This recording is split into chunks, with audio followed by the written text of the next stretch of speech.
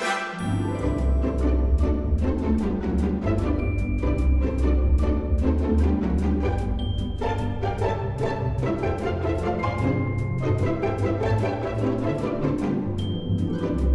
will survive. Hey. What's after like you and I? That's for RJ. It's a K-pop song that samples "I Will Survive" by Gloria Gaynor. Hello and welcome back to brilliantly. May I add? Brilliantly. Welcome back to Showgays Movie Musical Podcast, where we discuss things that are not movie musicals. Famously, that's our only for the month theme. of June. It's our recurring theme, apparently. Yeah, I think it's appropriate that in June, firstly, it's Pride Month, so we can do whatever we want. And secondly, Right. I think that this should be an annual tradition of we start with a pro shot of a professional show, and then the second June is a movie with music. Gorgeous.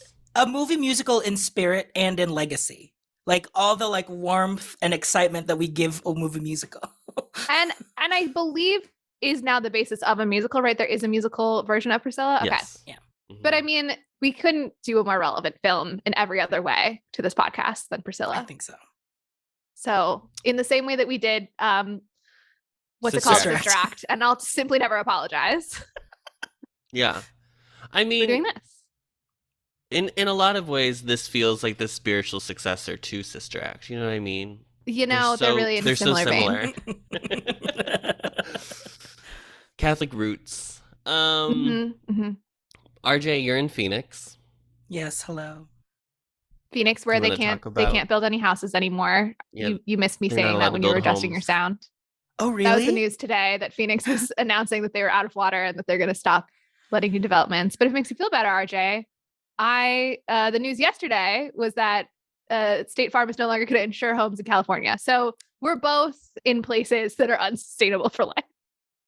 Great. Maybe people shouldn't have lived in deserts, as we see in this movie. You know, It's if it's like inhabitable. wild. Yeah. Oh my gosh. Let's talk so about on let's talk topic. about a place where people should not be living, and it's Australia. Yeah. The creatures in this film that they like cut to in the desert B-roll moments, I was creatures. like, why? Because Australia famously like broke off from Pangea like way early. That was like the first thing to go, right? So it's just, I think it just developed an entire knowledge of this. ecosystem. I have no idea if this is I true mean, or I'm not. making it up as I talk. I mean, but- you're just making this. And is the idea that Aboriginal people were already on the continent when it broke off, or do people think that they like wayfinded to? Oh, live in I'm sure they Australia? wayfound, and then they like landed on a big fucking piece of land, and they were like, "Well, you got to live Yeah. on land," and you figure it out. But you know who shouldn't be living there? The penal colonists. Yeah. I'll tell you what. What the fuck? White people should not be living in Australia. There is no way. Yeah. I would have to bathe in sunscreen before I step foot on that continent. Did you know that actually? I felt myself getting sunburnt watching this movie. Yeah. That in Australia there are like higher standards for sunscreens because of how much more intense UV rays are there. Wow. Yeah. Wow. Yeah. Wow. Look at God. It's like we learned no lessons from colonialism. Right. So RJ, the desert, you pro against? It's fine right now. I mean, I stay How's your inside most of skin? the time. My skin is still okay. I bought so much like face masks that I've been doing one every other day just to be like, there is not every cell in this face will be hydrated, moisturized. She's Not drinking taking water. any chances. Great. Molly, how's the coast? The elitist coast?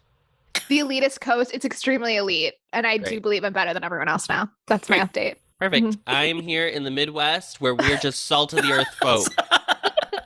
Regular, Honestly, regular I'm folks. going to be so real, guys, and you're going to be so jealous. It was like a beautiful 70 degrees today. Like just perfectly It's set. always a sucks here beautiful right now. 70 degrees.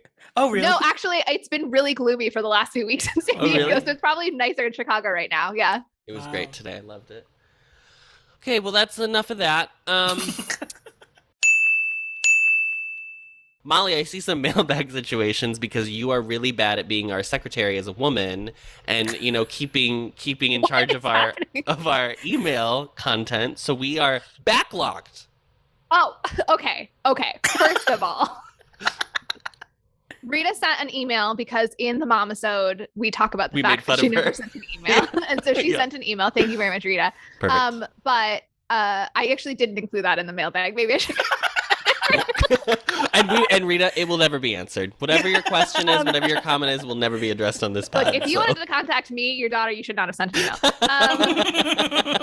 Rita's the only mother in the world who's like not asking her children to contact No, her. I will read Rita's message in full because it is short and sweet. What a lovely surprise and a delightful Mother's Day treat. I laughed, I cried. As Aw. always, I had thoughts in all caps. But then I was so distracted by that amazing baritone, I couldn't put together any meaningful comments, so I will defer further communications. That's so funny. I think my mother is in love with you, Adam, is what I've learned from this whole process. And Listen, you know, if there's, would your mom be mad if I called her a MILF? Oh no! If there is a MILF, it would be for me. It's Rita. I'll say that. I'm not condoning any of this conversation. But because Okay. okay. Molly, I could be your Okay, we're stepdad. We can make it happen.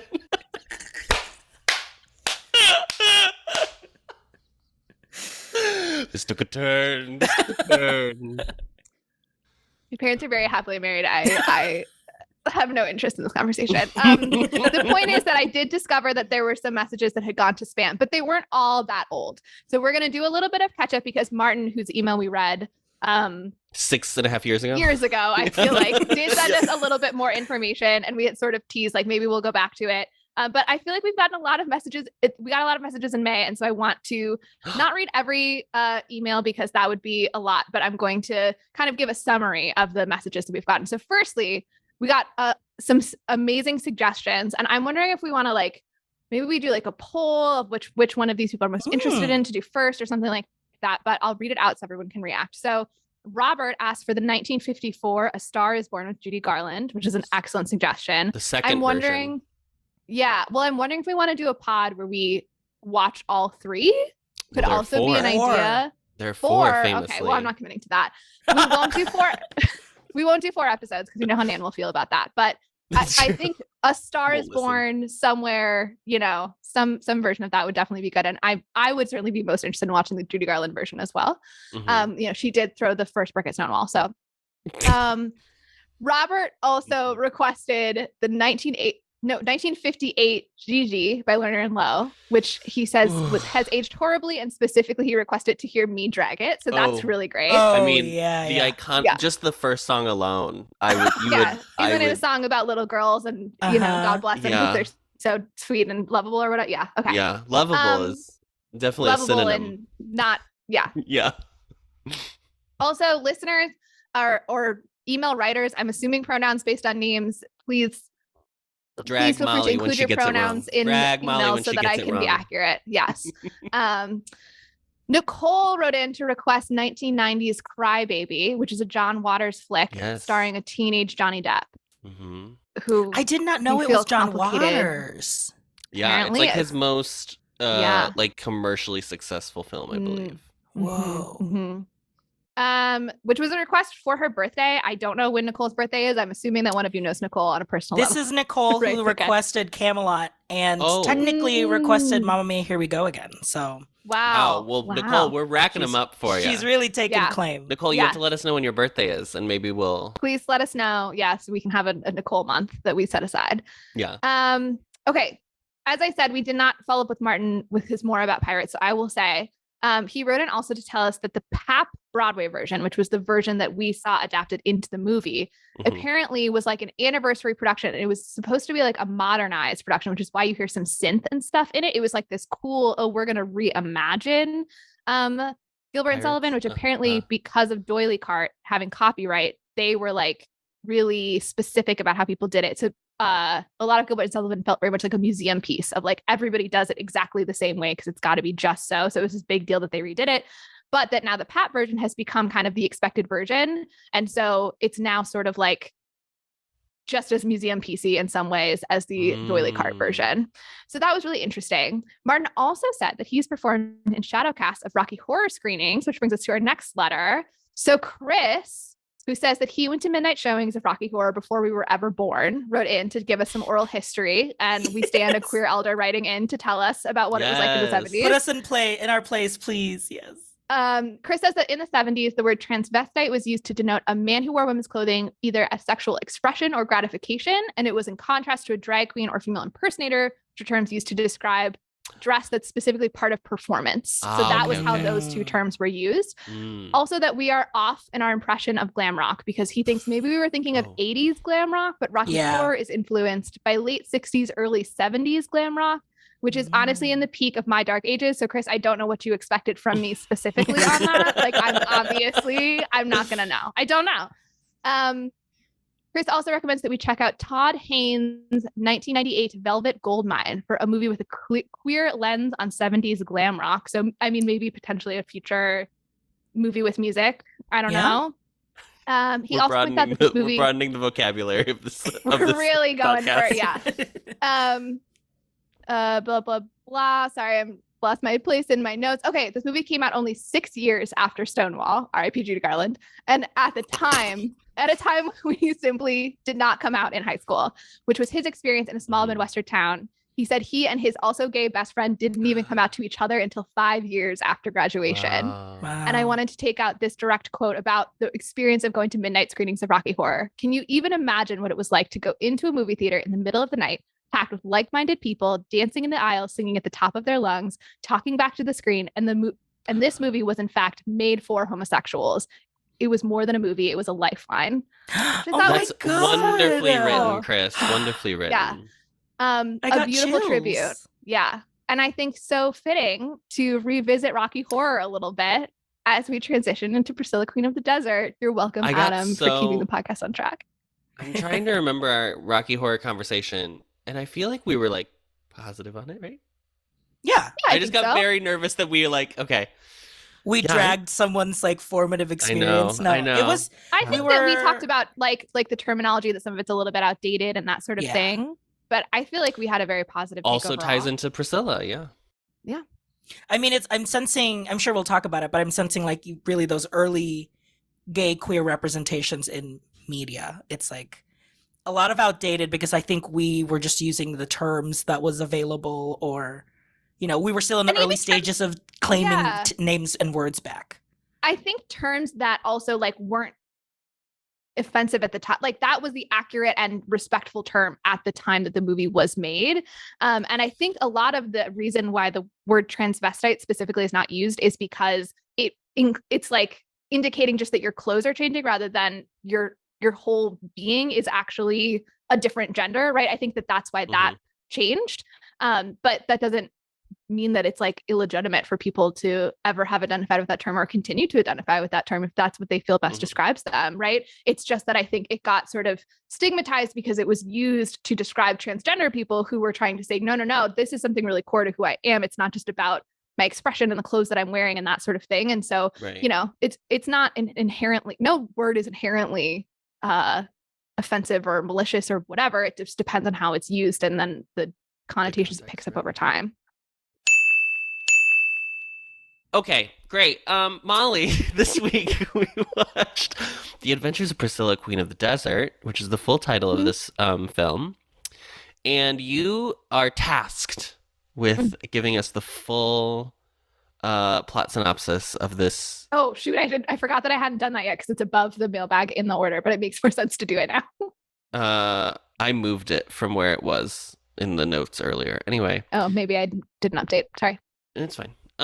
Anyway, that's all how the sausage gets made, listeners. So I know that's your favorite part of listening to this podcast is when we talk about how we write our notes down. So please indulge us with a 1-minute summary, and your time does start now.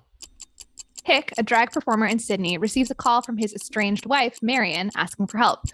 Tick invites his recently widowed friend, transgender woman and drag queen Bernadette, and his frenemy, Adam, aka Felicia, along to drive across the outback and perform at Marion's resort in Alice Springs. Adam purchases a shabby bus, which they rehab and dub Priscilla.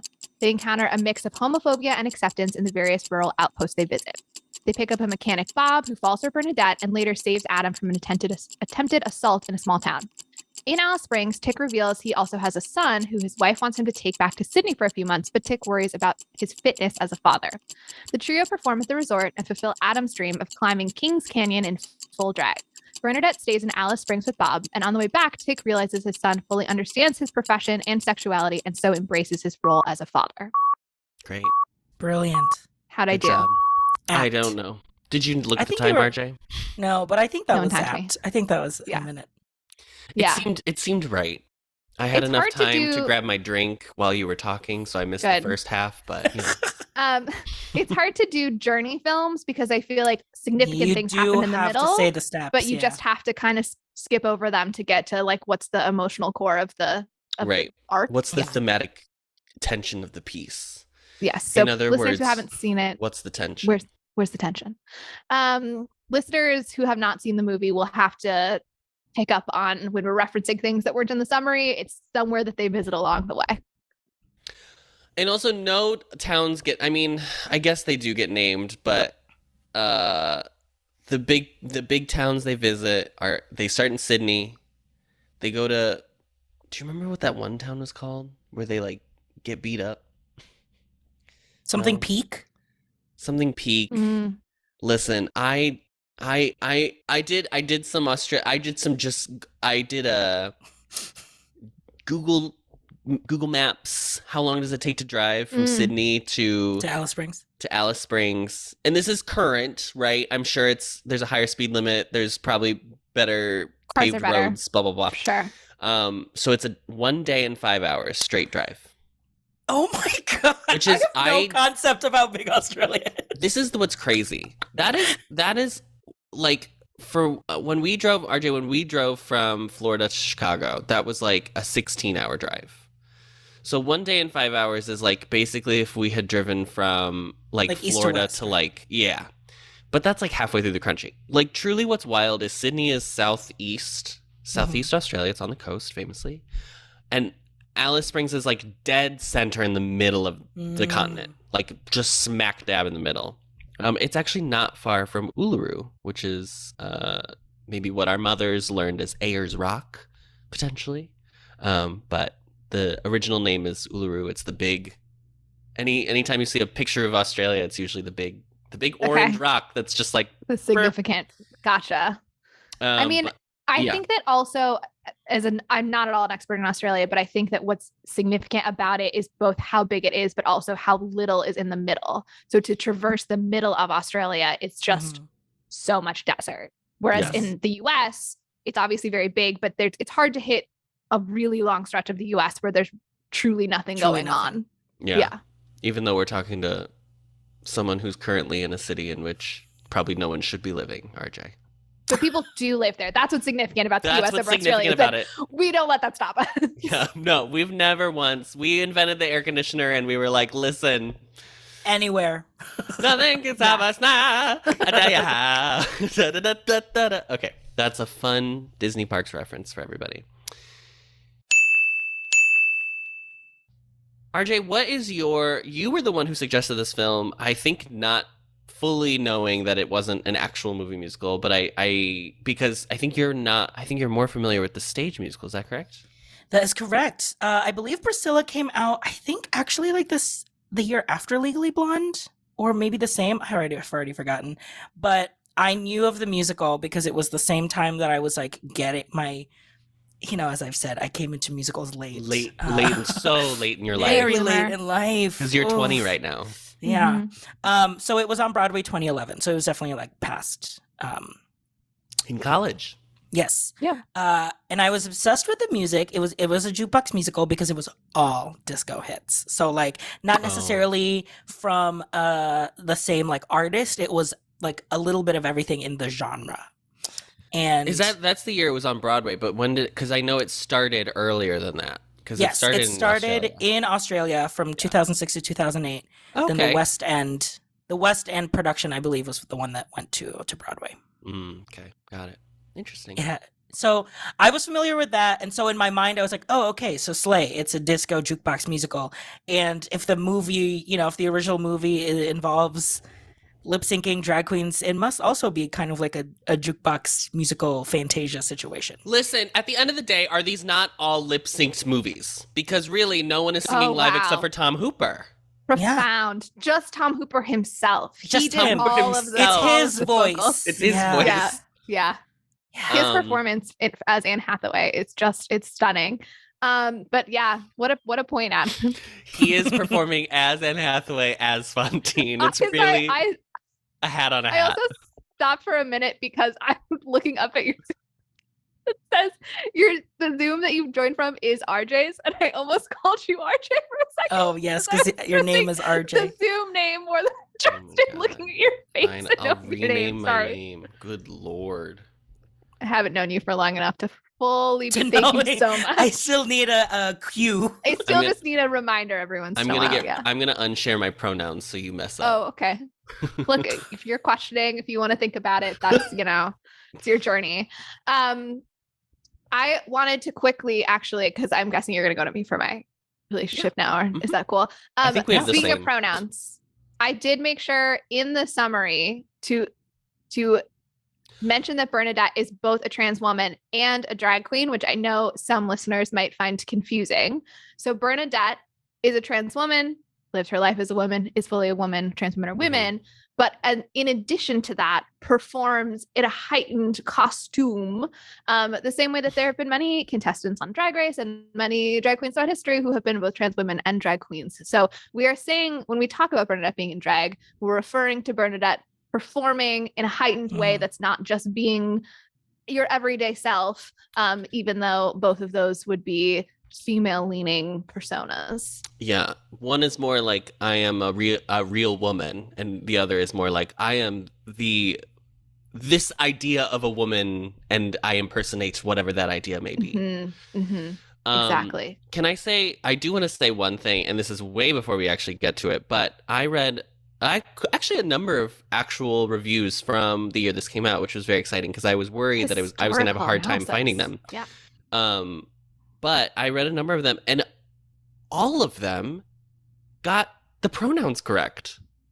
Which, like, I don't understand how it is 2023 and we are like, whatever. We are not in a great place in the current present moment. And hopefully when you, listener, are listening, tell me more about that. 6 months to a year from now, you're like, ha, what folly it was. And it is everything's fine now. We can only hope. Rhonda? We don't remember Rhonda at all.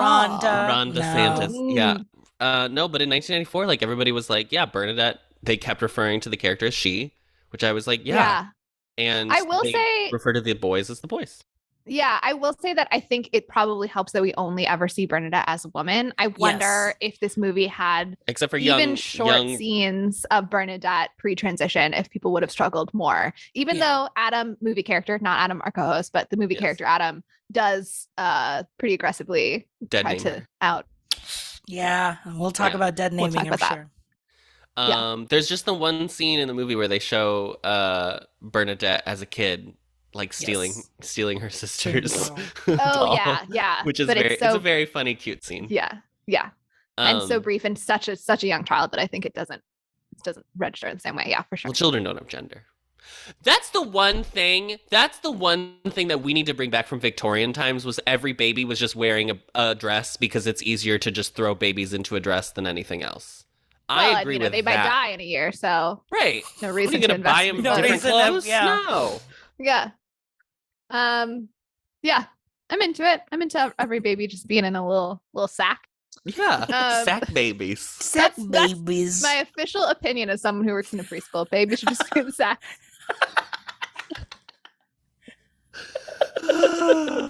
Molly, what is your relationship? What's my relationship to this musical? Thank you so much for asking. This musical, Adam. We are calling it a musical. This musical. You know what? I'm thinking of it as a musical, and everyone can deal with it.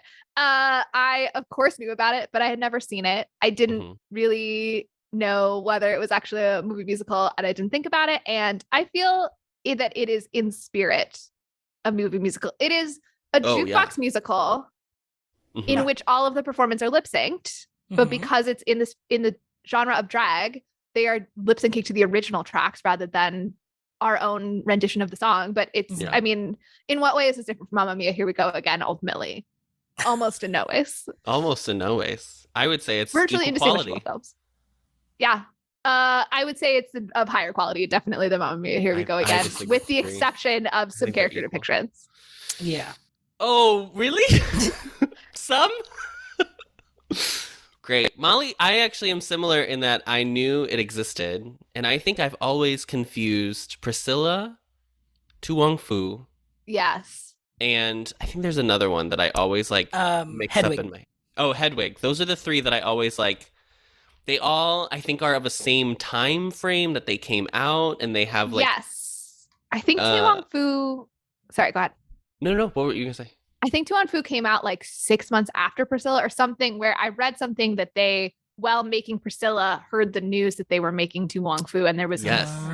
they would be Yes. similar movies. Yes, that is what happened. Because Tu Wong Fu is a Universal movie. It's like big budget, full American production. Has major stars for like 1995 in it. Yeah.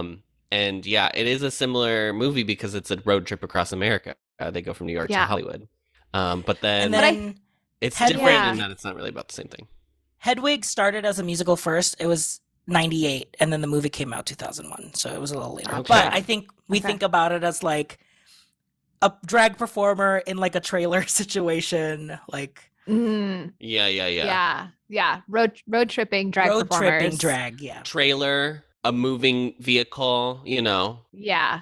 I think too, Tu Wong Fu, right? There's more of like the fantasy of being a woman. I feel like I saw a discussion of some drag queens about how Tu Wong Fu is like less representative than Priscilla, and that it's almost like implies in the movie that all of the drag performers would like to be women, like in their everyday lives. Never seen But I haven't seen it. But you know what would be great would be if we have a listener who is a drag performer and have a special guest to do Tu Wong Fu with. That'd be really fun. Ooh. Oh, Right interesting. in, listeners. Yeah. Yeah, I didn't really know anything about this. I knew it was Australian, and I knew there was a bus, and I think there's 3 characters. I think it's a group I think it's a trio. That was really where my understanding ended. I didn't know it was the name of the bus. I didn't know that Priscilla was the You name. thought Priscilla was Oh. a queen. I thought it was I one of the think queens. I did know that. Yeah, I think I knew that Priscilla was the bus's name because I feel like that's the only thing that is people are just like they go across the desert in Priscilla. Yeah, Yeah. sure. The only thing I'd bring up in the original Broadway production of the musical was that Will Swenson played Tick. So Mr. Audra McDonald was in drag on Oh. Broadway, which is Godra. very fun. Godra. Mr. Godra. Godro Mr. God. in the version. Okay, well, this movie, The Adventures of Priscilla, Queen of the Desert, is directed by Stephen Elliott. It is also written by Stephen Elliott, and he also has a cameo in this film. He plays the valet at the resort that they end up at, who's like, "You can't park here." Okay. Oh. They were like super game. Like he was like being playful. Yeah, like, the one who's he like, "Oh, can't- okay, yeah." Like he's like, "We're the Oh, performers." don't And he's worry, like, it's just "Oh, the these are the drag queens." yeah, Yeah. come on He's in. He's in pretty young. Was Yeah, he pretty he young looks when he really directed this? Yes, yeah. Wow. This was his second film. Wow. It is produced by Al Clark and Michael Hamlin. It stars Terrence Stamp as Bernadette, Hugo Weaving as Tick, Guy Pearce as Adam, and Bill Hunter as Bob. Bill Hunter is also in a movie another famous Australian movie this year, Muriel's Wedding. So he was shooting a lot in Miss 1994. So good for Bill Hunter. Cinematography is by Brian J. Brainy. It is edited by Sue Blaney. The music is Guy Gross. The production companies are Polygram Filmed Entertainment and Specific Films. It is distributed by Roadshow Entertainment. So good luck to me finding a logo sound for Roadshow. It was released at Cannes, the Cannes Film Festival in 1994, and it opened in August in America and then September in Australia. Which I think is interesting that it opened here Interesting. first. Yeah.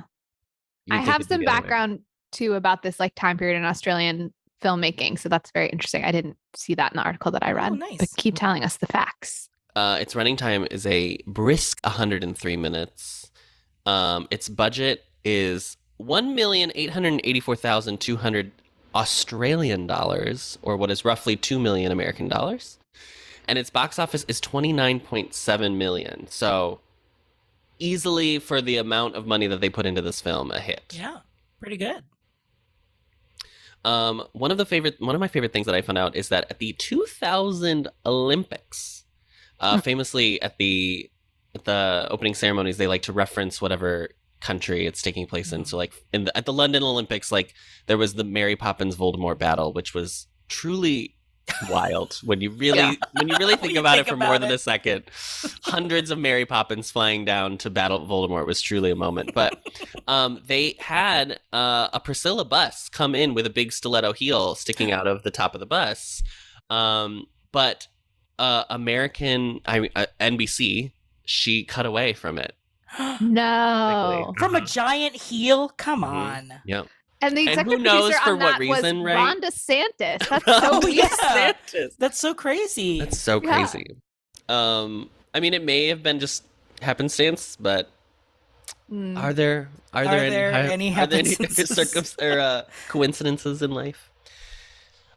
So due to funding this movie, it was only allowed to cast one non-Australian person in the film. This reminds me of how RuPaul's Drag Race Canada, or Canada's Drag Race, doesn't have RuPaul because it's supposed to have like a ton of a Canadian, has to have Canadian cast. Or like, I wonder if it's like, I don't know if it's like a funding situation, like if there's funding from the government that it has to be yes, like, so oh, it's funded from, I don't know if it's specifically the government, but it was like Australian Like a Australian national Pictures Corporation, and I was like, okay, let's celebrate that.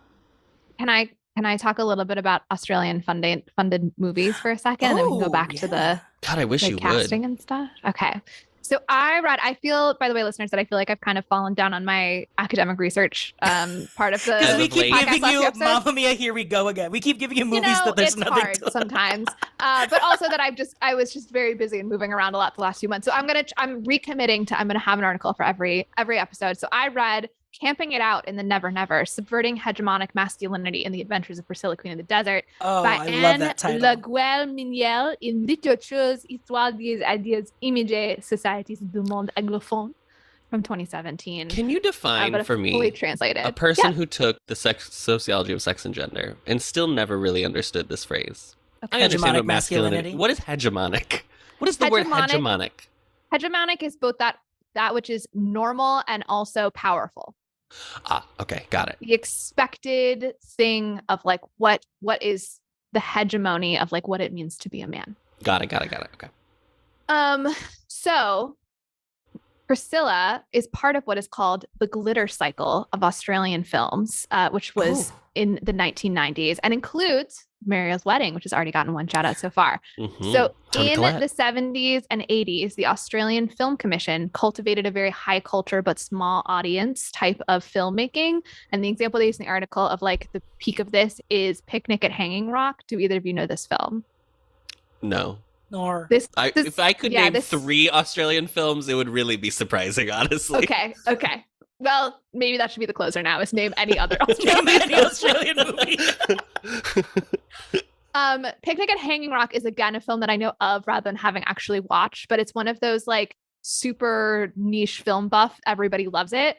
There was this incident where like a girls' school in like the 1800s, like they all went missing after going on a picnic. Like, so there's this film of like these girls in like these frocks basically like going for a beach day, and just the tension of like they'll disappear, but it's extremely realistic and there's no actual showing of them disappearing. It's just the tension the whole time of like they're having these very small scale interactions.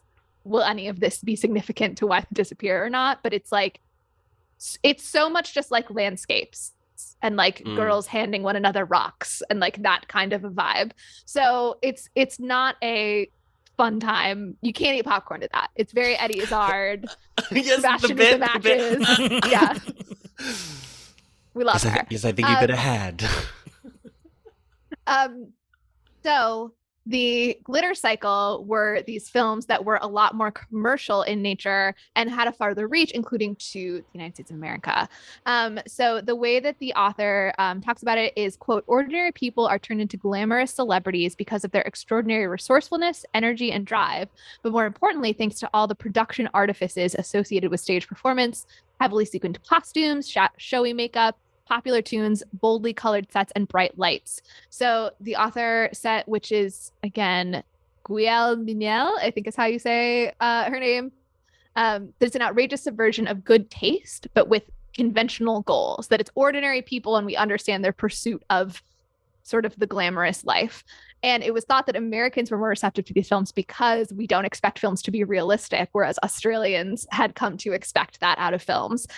So this was like a big moment of Australian films kind of breaking out of Australia specifically and reaching a broader audience, and that there was some talk about this greater commercialization and how that has some negatives, obviously, when you're trying to appeal to that broader audience, but it also meant that Australia could make a bigger impact. So that is what this is part of. And there's more to this article, but it will be relevant to a later discussion. Great. It would be cool to do like a film, like if the Music Box Theater did the Glitter Cycle, like show all the movies. Yes. Oh, Like yeah. I film think it festivals was, should do that, yeah. yeah, it was this one, Muriel's Wedding, and then there was another one that was like kind of in the 80s that they said was sort of a precursor, but could be considered part of it as well. But I don't know how many are fully considered to be part of the Glitter Cycle. I will also say, I don't know if this was in your research, Adam, that I also learned from this article that apparently in 56 countries around the world, I don't know if this included the US, it did not specify, but in 56 countries, they chose to show this after 9/11 to replace some like die-hardy action films that were slotted to happen that day. And they were like, not the vibe. But this was picked as like the ultimate feel-good film of like, what do people need right now to distract them from 9/11? Yeah. Oh, Adam eats up at 9/11 trivia like this, so Love really 9/11 into 9/11. trivia. he's really into 9/11 trivia. I hate to say it, but I'm He very really into 9/11. does. So this is, I mean, that's crazy. That's wild. Yeah. I will say that claim because I wanted to learn if the US was one of the countries. There wasn't any citation on it. So I'm a little like, but it was in an academic journal. So I'm going to assume that they sourced it well. Interesting. Yeah. So for casting, this movie, for Bernadette, let's start with Bernadette. People they had considered Tony Curtis, who we all know and love from Some Like It Hot. He was famously in drag. So that would have been like their ode to that film, but he turned down the script.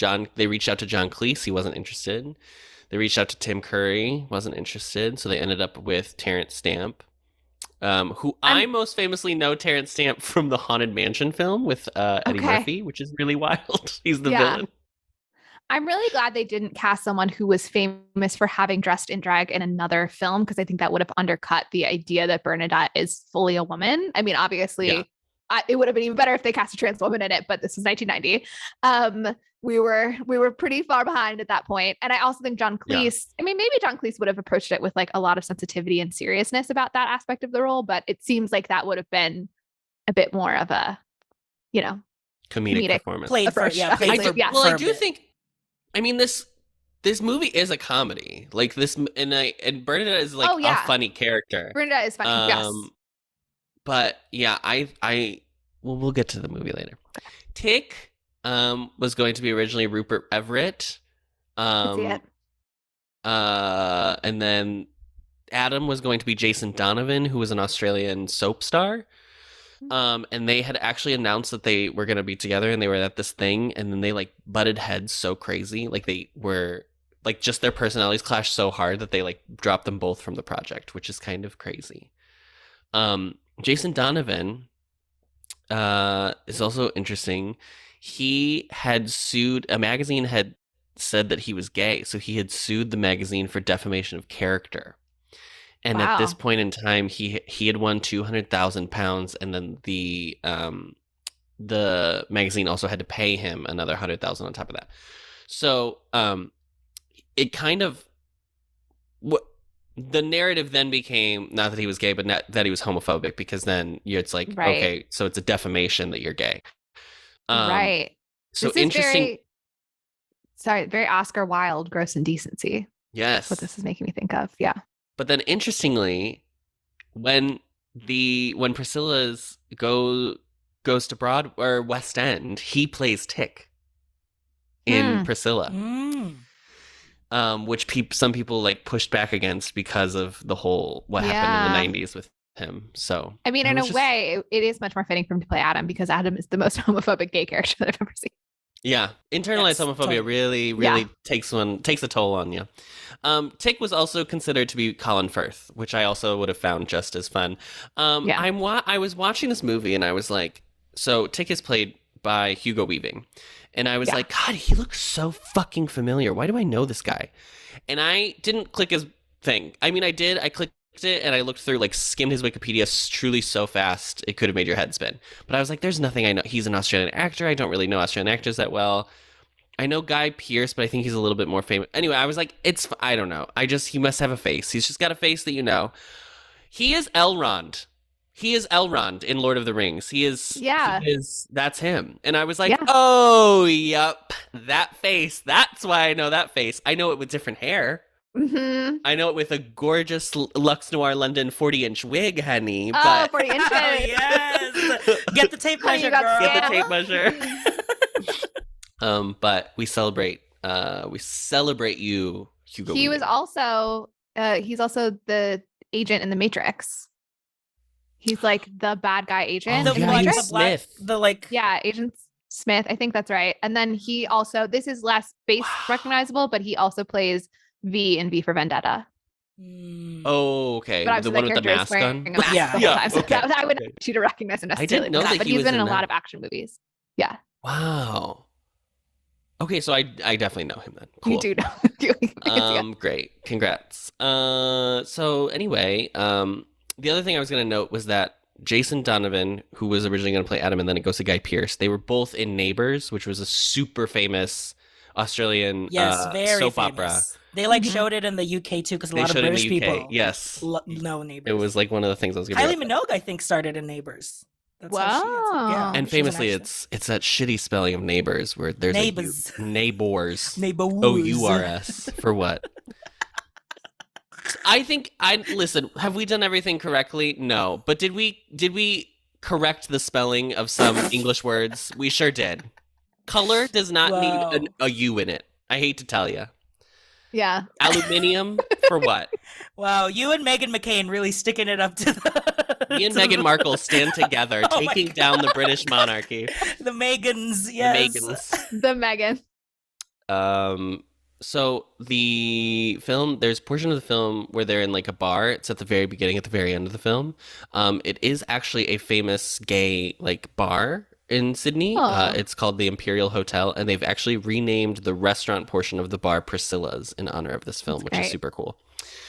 They, like I said earlier, they were supposed to originally film at Uluru at Ayers Rock, but there's like a council, I guess, that like it's like a governmental / like it's like an Aboriginal agreement. Listen, did I look it up? No. There's a group that runs the Rock. Yeah. And they were like, no, it's a religious thing. We're not filming that here. So that's why they switched it to Kings Canyon. So is Kings Canyon a part of Uluru? No, it's a separate place.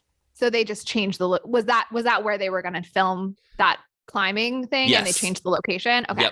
Yep. So,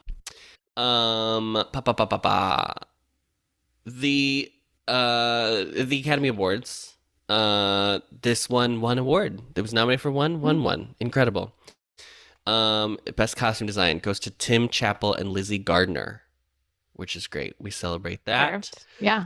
And a fun fact is that the flip-flop dress that I think Tick is wearing, Mitzi, and comes off on the first time they come off the bus in full drag, cost $7 to make, and is one of the reasons they won because I think you have to submit specific pieces. Yeah. Oh, like specific costumes? Interesting. Yeah, I think that's how it works. I read in my research that they approached like a local, I think like a pride parade organization or something like that for costumes and got turned down because when the organization read the script, they weren't sure about whether or not this movie was going to ultimately be a good representation or not. And so they had to like make all the costumes themselves and everything. But now that flip-flop dress has appeared in said Pride Parade. It's like very much been adopted and embraced. And so people were skeptical. Some people in the queer community, it sounds like, were skeptical of the film until they saw it in execution. Yeah. I think too, what's interesting about the costuming and more specifically the hairstyling is like a thing when you watch Drag Race and you watch the other non-American versions of Drag Race, is like the way that other countries use non-hair wigs. So like, I know when they did Drag Race Holland, like foam wigs were like a huge aspect of the show. Drag Race Down Under too, like that was. And Drag Race Down Under, and I noticed that in this too, because they had like there were multiple looks that had like non-hair wigs, which I thought was like really interesting. Yeah. They also wear hair wigs too, but of course, yeah. I thought it's just not normal for American drag to use that. It's more of an exception, maybe here, yeah. Yes. And then a fun fact about the Costume Design Award, this is, as of 2023, this is the most recent contemporary set film that is non-period, non-fantasy, non-sci-fi to win the Academy Award for Best Costume Design. Oh. A film from 1994. That's crazy. That's wild. Yep. Okay, so listen, this film made money, like it recouped, but was it top of the box office? No. Okay, let's just be honest. Okay, we have to call it like we see it. But would you like to know, it was number 20 the week it came out. Would you like to know the top 5 films the week that this film came out in I would love nothing more. America. Domestic box office. Okay, number 5 is Milk Money. Milk Money was by Paramount Pictures. Milk Money, I'd never heard of it, so I looked it up. It is a Melanie Griffith film in which she plays a prostitute who a group of 11-year-old boys buy to see her naked for the first time. Oh no! Number 4 was 9. The Mask. Okay. 9. Number 4 is The 9. Mask. It's giving 9. Yeah. 9. Oh, somebody stop me! Somebody stop me. Great. I've never seen that movie. Smoking. Wow. Oh, The Mask is funny. Assume that those are very good impressions that RJ is Those doing. are, I mean, like Jim Carrey is in this room. He's present. Number 3 is Clear and Present Danger, which is a Harrison Ford action film in his era of like, I'm an action star, fugitive era, that kind of time. Wait, what era of Harrison Ford is not being an action star? I mean, like more specifically, like he's not set in like a time period or a locale. He's like just a guy who's like an action fantasy star. Action. Gotcha. Yeah, okay. Yeah.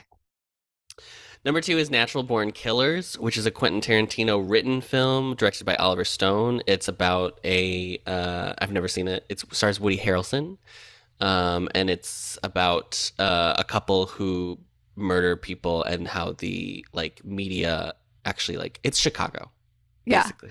But it's about how like the media makes them bigger than life. Okay, I have a confession, which is that I always get Oliver Stone and Roger Stone confused. Oh. Yeah. I know the name Roger Stone. That's right. Yeah. Oliver Stone, the movie director. Yeah. And I think it's because I don't know what Oliver Stone looks like, and so I picture Roger Stone whenever somebody references Oliver Stone. I don't know if I could name another. I would probably, if I looked at his thing, I'd be like, oh, I guess that's not. I don't know if I've ever even seen an Oliver Stone movie. But number 1 in the box office, when this came out, is Forrest Gump.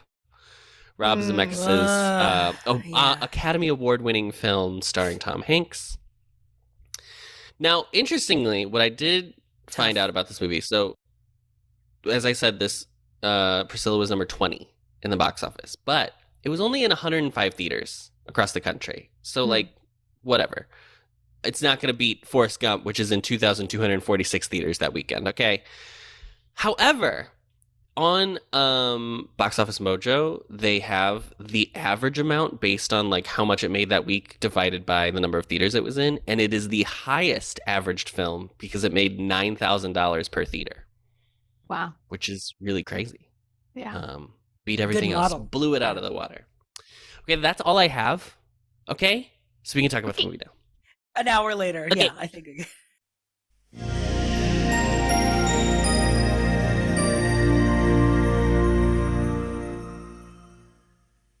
I think RJ should start. I know. I was about to say. I think we should save Adam because, as he was watching the movie, because he is by himself this week, alone. I think, felt the need to share just with anyone a living soul that could talk back, unlike Friedrich, who I'm sure was probably just sleeping on the floor while you were watching it, to like talk back and like share how you were feeling. So we'll maybe save you for last. But so I watched it. I also watched it as intended on a little screen, but it was on my iPad. Just as God intended. Yeah. I mean, I was very excited. I like didn't have a lot of, I haven't seen a lot of these like quintessential gay movies from like years past. Mm-hmm. And so I was like, I don't know, I just was game and just like was with the ride. And I was very impressed with you came to gay media late in life. Yeah, Yeah. absolutely. Yeah, Mhm. yeah. Late So bloomer. I was like 17, 18 maybe, and now that I'm 22, you know, pretty late. Mm-hmm. I really did like this movie. I mean, I'll start there. I thought that I'm a slice of life girly. I love a movie that kind of just like shows how people just need to like live their life. And I do like that the movie is like, we got to go to Alice Springs. That is the concept. Central Ultimately, that's the driving movie. thing is very Classic clear. road Yes. trip movie. Yeah. Classic road trip movie, exactly. So I really liked it. I was very impressed with how the writing and the like one-liners and the jokes still like made me laugh. And like, I'm a person who loves, you know, Dorothy Zbornak and B. Arthur. So Bernadette was giving me like full that every time she was giving any of her one-liners. Mm-hmm. And so I was really eating it up. There were parts that I was like, "Ugh, okay, but I think that's just from like, you know, character depictions and like certain depictions of like, did we need to show this to kind of like, you know, fill the gap? Like some of the cutaways, I was like, one cutaway in particular, I was like, I didn't really need to see that. But overall, a great experience. And like I would truly like regard as like a really great like queer film. Mm-hmm. So happy Pride. Molly, happy Pride. We're just giving reactions to watching it. Yeah. Yeah. I mean, I agree. Like, I felt like I was watching something important that I knew that I had missed previously. I really liked so much of the costumes, you know, like we talked about the awards and I liked the cobbled togetherness of all of the aesthetics of the movie. And it made me think about how much people talk about Drag Race and how expensive it is to compete on Drag Race and how much money people spend now to do it. That was very big on Twitter this week because Heidi in Closet tweeted how much she spent on All Stars. How much was it? Oh shoot! On the entirety of All Stars? She said that she spent like around like I think $40,000 on this current All Stars. Honestly, that sounds low. And then like, Raja, it might be 60, but don't quote me on that. But then Raja O'Hara, who famously won Canada versus the World, replied to it and was like, "Girl, I spent like $3,000 on Canada versus the World." That's amazing. Season 12, Heidi in Closet spent $4,000. For All Stars, she spent $40,000 after canceling $60,000. That's what it was. Yeah. Because Blue Hydrangea, after she won, she did a video of how much she spent for her winning season. And then Isis Couture, who quit Canada's Drag Race, she said like she spent so much money on, which is like a big thing. Like there was a big think piece about like how much money people. I would not, based on the quality of the designs people wear on that show, I would not be shocked if someone said they spent $100,000 on it. Oh, it's so the stuff they wear is beautiful, and I mean I'm appreciative of the fact that we get to consume such beautiful art made by artisans, right? And I am a staunch believer that they should credit the designers of the work that they the runways. I wish they would do that more. I know. I mean, just as they're walking it, just have I wish the show would let them do bottom third, just say who made the gown. Yeah, because the girls are very good about posting it on Instagram. Yes, and sometimes it is the girl who made and designed it, and I want to know that information too. So anyway, we're not talking about Drag Race, we're talking about this. So I felt like was such a great capturing of like the true essence of drag, and that doing it on a budget, putting it together. I loved the inside of the bus and how they like didn't do anything to make it mechanically work better, but there's just like so many leopard print scarves everywhere. It's like a dressing room. It's like backstage at a club. Exactly. And I feel like that tells you so much about like, I don't know, creating like a queer cocoon. I was thinking of it as like you queer put it cocoon. together and you It's like a cocoon in a cocoon, and then you get out of the cocoon. Jasmine Master. Okay. I loved that sense. I loved the seeing them navigate this unknown space of the desert and of the different towns. I felt like sometimes they made wildly irresponsible decisions that I was like, girl, you would not do that in 2023. Why are you doing it in 1990? We'll talk about Adam's whole deal. But the inner saboteur jumped right out. Yeah, I really appreciate it. I think obviously it's not perfect, and we will talk about the problematic depictions in the movie. But I feel like it remains a relevant thing that people should watch. I have this thing with media that I feel like I'm supposed to be engaging with. It's like the Moby Dick effect, where it's like this is homework, and you start to feel like you need to consume something because you've been told it's great or whatever, or there's like an expectation. Like capital I important. Yeah. Yes, and it starts to feel like bigger than what the thing is, and like then, especially as like a queer movie, I was like, oh God, like what if I don't like it? And then is it like bad that I don't like it? And da-da-da. And then you have to get divorced is like the really stressful part, because you won't be gay anymore if you don't like Priscilla, Queen of the Desert. You have to be a straight person in a suburb. Yeah. And luckily I did start the movie and I was like, okay, I gotta watch it, so we're just gonna go for it. And obviously was pleasantly surprised. I found it so breezy and fun and very charming. And the screenplay is, I think this should have been nominated for best screenplay, to be quite honest, because the dialogue is so witty and so lovely at times as well. I had a great time watching this. Yes, I agree. There are definitely things we're gonna have to talk about in terms of specific choices the film makes. But what I really liked is it does have like moments. It does have beats where it gets really serious. And obviously there's like a couple scenes regarding like homophobia. And then there's like the ending, which I actually think is very heartwarming and uplifting. But I was worried. This movie starts with a death of a character that dies off screen. Yeah. And I was like, I can't believe we're starting with an AIDS death.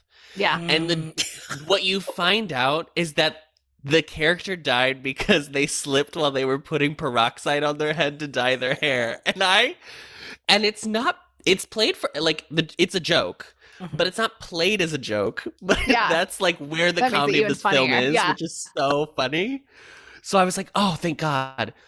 There's another joke, which is a weird sequence in which there seems to be pedophilia at play, let's say. And that also ends up getting turned on its head, and there's like a joke made out of the scene. Does it work as well? No. But if the movie is a celebration of drag, which I think to some regard it is, what's always fun about drag is the subversion of whatever is expected. And I think that like those thematic things that the movie and specifically the screenplay choose to do, I was like, oh, this like is a writer at the very, and I know nothing about I don't know anything about the guy who wrote this movie. I would assume he's gay, because I mean, some of these lines you can't write if you're not gay, but maybe he's not.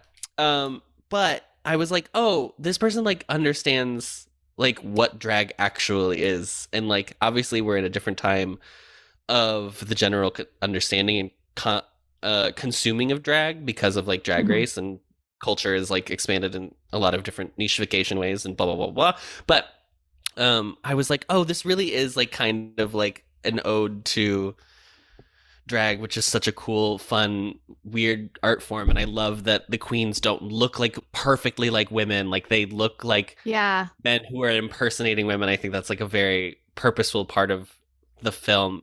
And also kind of where drag was in general. Like people weren't getting lace front wigs at the time. So Well, and it makes me think also in the Drag Race vein of like how the first seasons of Drag Race were so much a parody of reality television, and that's Yes. really been lost over time. And I really miss that part of Drag Race. Yeah, it's like a satirization. Yeah. Yeah, I had such a good time watching this. I had no idea what to expect of this film. I knew it was a road film, and that's truly all I knew.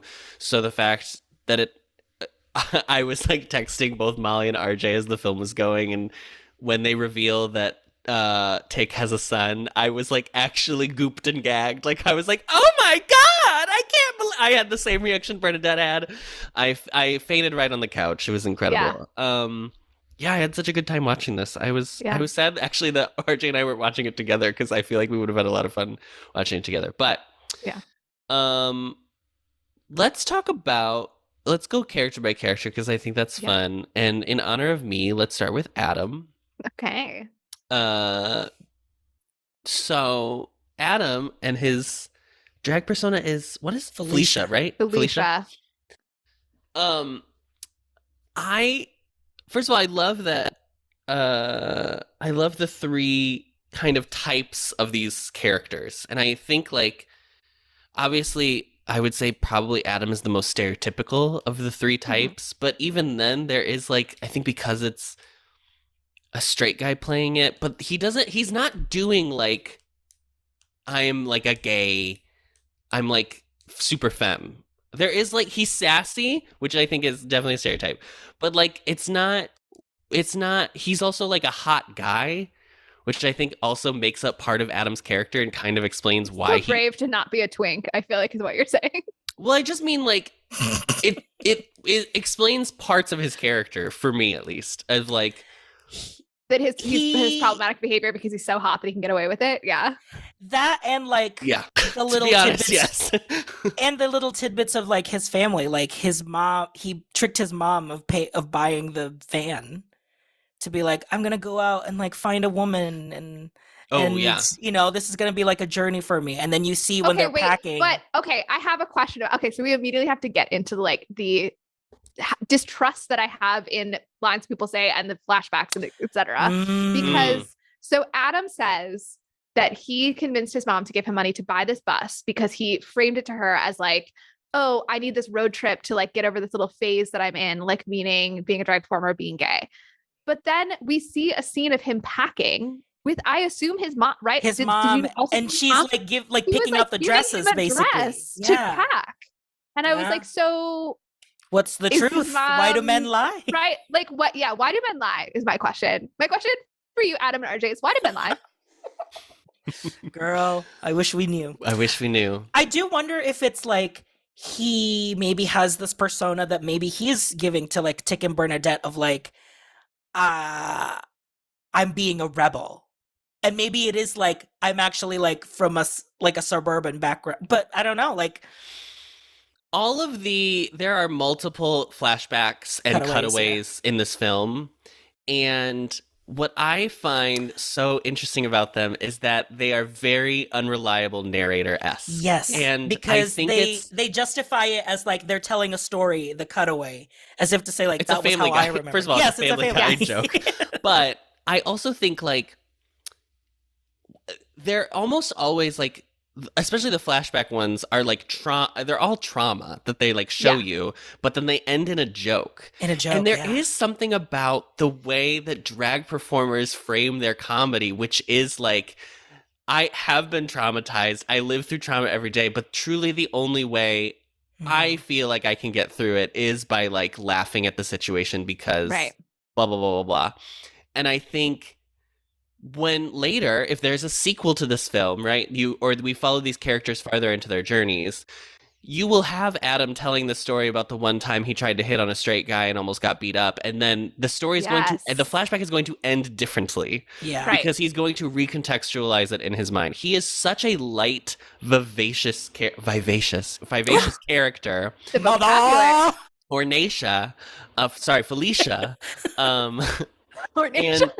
And you can't be that person who's that bright all the time if you haven't had to force yourself to recontextualize all the trauma you've gone through at different yourself to be that bright in order to survive what we see as clearly like trauma that he's experienced. Yeah. I mean, I love, and the film teaches you to be distrustful of them as narrators in the most fabulous way, which is that we start with Tick gets his phone call, and then we have this flashback to him in a hospital and the doctor coming up to tell him something, and we see him in the most fabulous gown, I feel like, in the entire, yes, entire film. He's the chandelier in Phantom. Yes, yes. Yeah. I mean, Katy Perry walked so that this guy could run 40 years ahead of time. But like, it's so good, and it tells you right away, like, don't trust that any of these flashbacks are the literal truth, right? And so I was not shocked, I have to say, by the son reveal, by the way, because I think either because I felt like that scene, I don't know if it was that scene seemed so clearly to me to be the hospital, your baby was born. Like, I feel like I've seen that version so many times, or I did do my research beforehand, and I think maybe it said that he had a son, so I like had that in my mind. There was also he did like a little aside when Bernadette was like, you better not have any kids, or I think Adam said that, and he like had a pause. Right. So I was like, oh, okay. So so I don't trust Adam's flashbacks either. So the flashback, and this is, I feel like, pretty like, it's kind of the most substantive information we get about the character of Adam, because so much of him is barbs and just being kind of a jerk. He's just like, he's very self-indulgent. Yes, a little bit hard to like in some ways. Yes. He's he's someone who you want to go out to the club with, and then you don't want to engage with them outside of like dancing on the dance floor. Yes. Because you're like, you are so exhausting. I'm curious how Adam even fully ended up on the trip, because we see this whole thing with Tick inviting Bernadette and being like, you're grieving for your partner. Like, I think you should come with me. It's great.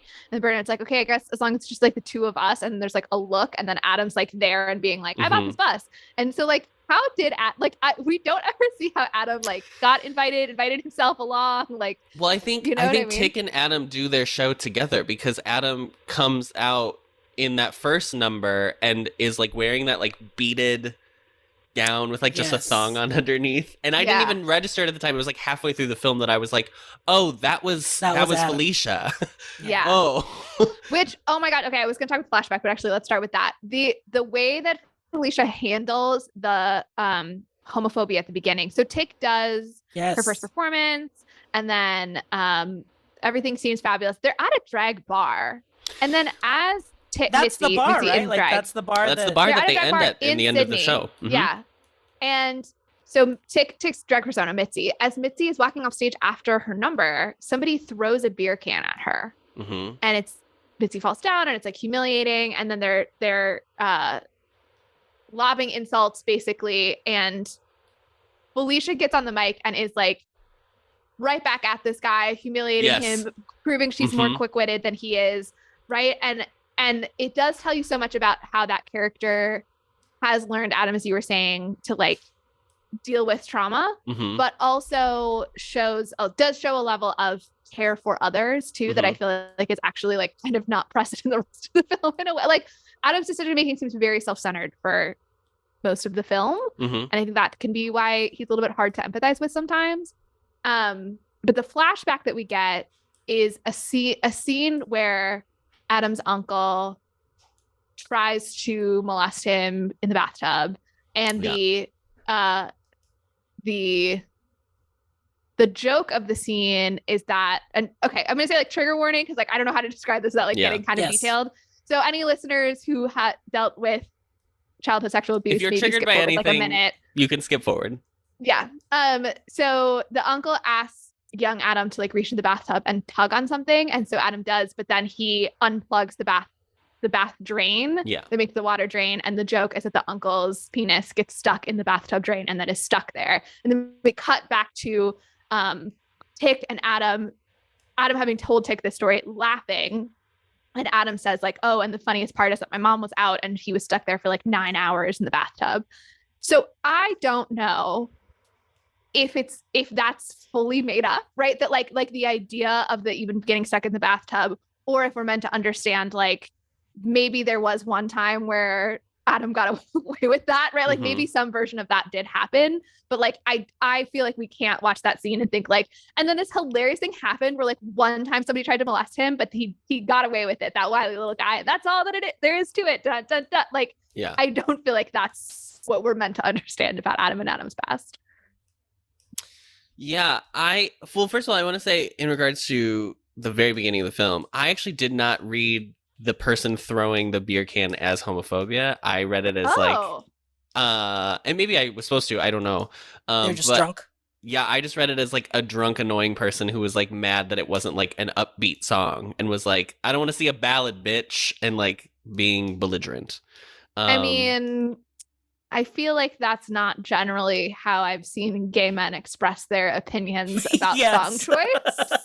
Well, I haven't seen a lot of gay men drinking beer either, so. Yeah, the vibes were not screaming, fellow member of the community, right. Pick a new song. No, I understand what you're saying. I just think that this movie is not afraid to like show explicit homophobia. So I feel like if it was a scene of homophobia, I feel like it would have been more like, this is what it is. But then, so, okay, unless you think it was a different person than that yells at Felicia, but then what happens after the beer thing is that the person says, show us your pink bits, which is like show us your genitalia to tell us if you're a man or a woman. So that seemed pretty clearly, you know, I don't even know what word to use, not necessarily transphobics or drag performers, but like it very clearly like I'm uncomfortable with the artifice of this whole drag performance. Yeah. But it's interesting to me because then later, Adam gets assaulted in this small town. We'll talk about the details of this, but Bernadette has this kind of little speech that's almost one of the like thesis statements of the movie, talking about the fact that they've left the city and they're in the outback. And Bernadette says something like, you know, I don't know if the walls were built to keep us in or keep them out, as if to say like we have a safety in our urban life. And I think it's interesting and complicated because we see in the very first scene that it's not like Sydney is free of homophobia either. I think that it's meant to be a homophobic moment because I think you're meant to understand they are happier in Sydney. It's a triumphant return at the end of the movie when they're back in Sydney, and we end with Mitzi and Felicia like doing a number and celebrated and happy. But it's not like every moment in Sydney is always this perfect utopia either. Sure. RJ, do you want to read the quote? You wrote it down. Yeah, I do. She says, we all sit around mindlessly slagging off that vile stinkhole of a city, but in its own strange way, it takes care of us. I don't know if that ugly wall of suburbia has been put there to stop them getting in or us getting out. Yeah. Yeah. So I could totally be wrong, but that's how I read the opening scene for sure. I read that. I think that's how I interpreted it too, because it was like you are at the drag bar. So like, I think like it's that idea of people are going to come to the drag bar. Sometimes people will come for wrong reasons because they want to laugh at what's going on because it's like, you know, let's look at the novelty of the show. And then sometimes it's people that are like celebrating it or like finding it as a haven. And I think that's part of what it's like to be in such a, you know, populous city where that's just a possibility, you know, that's the reality of it. I also like I do love the thematic thing of like, as like queer folk usually like flock to big cities because it is more tolerant, more accepting of different lifestyles than obviously suburbia or whatever. But I kind of like that the film is saying like it really isn't. It's not you're not gonna have a perfect life just because you move to the city. You don't move to the city and it's done, and then you're like, well, I'm set for life. Like it still is hard, but it could be worse, and you should appreciate maybe more what you have in the moment than thinking about. Because that's the other thing is like it goes back to Take's whole thing of being like, well, maybe I actually should like give up drag fully because I need to like be a father and like fulfill roles that are maybe more expected of me. And he realizes through this like lovely sequence with his son where he's like, what's exciting and wonderful about you is that you are doing what you love to do, and it's cool that you are. Yeah. I think also what's important about the film is both that Sydney is not perfectly safe and also that there's not just intolerance in the rural setting either. There's lots of people that they meet on their trip who embrace them and love them, and there's lots of hostility too, but that doesn't mean that everybody, it's not sort of like a going from the safe havens of the cities and then we have to go through the dangerous territory in between. It's like very much not that simple at all. And I do think, Adam, you pointed out the fact that it kind of does this fake out of an AIDS death at the beginning. And it's pretty revolutionary in a way that this is a movie filmed in 1990 in which nobody has AIDS. At least it's never talked about, Yes. right? There is It's homophobic. never brought up.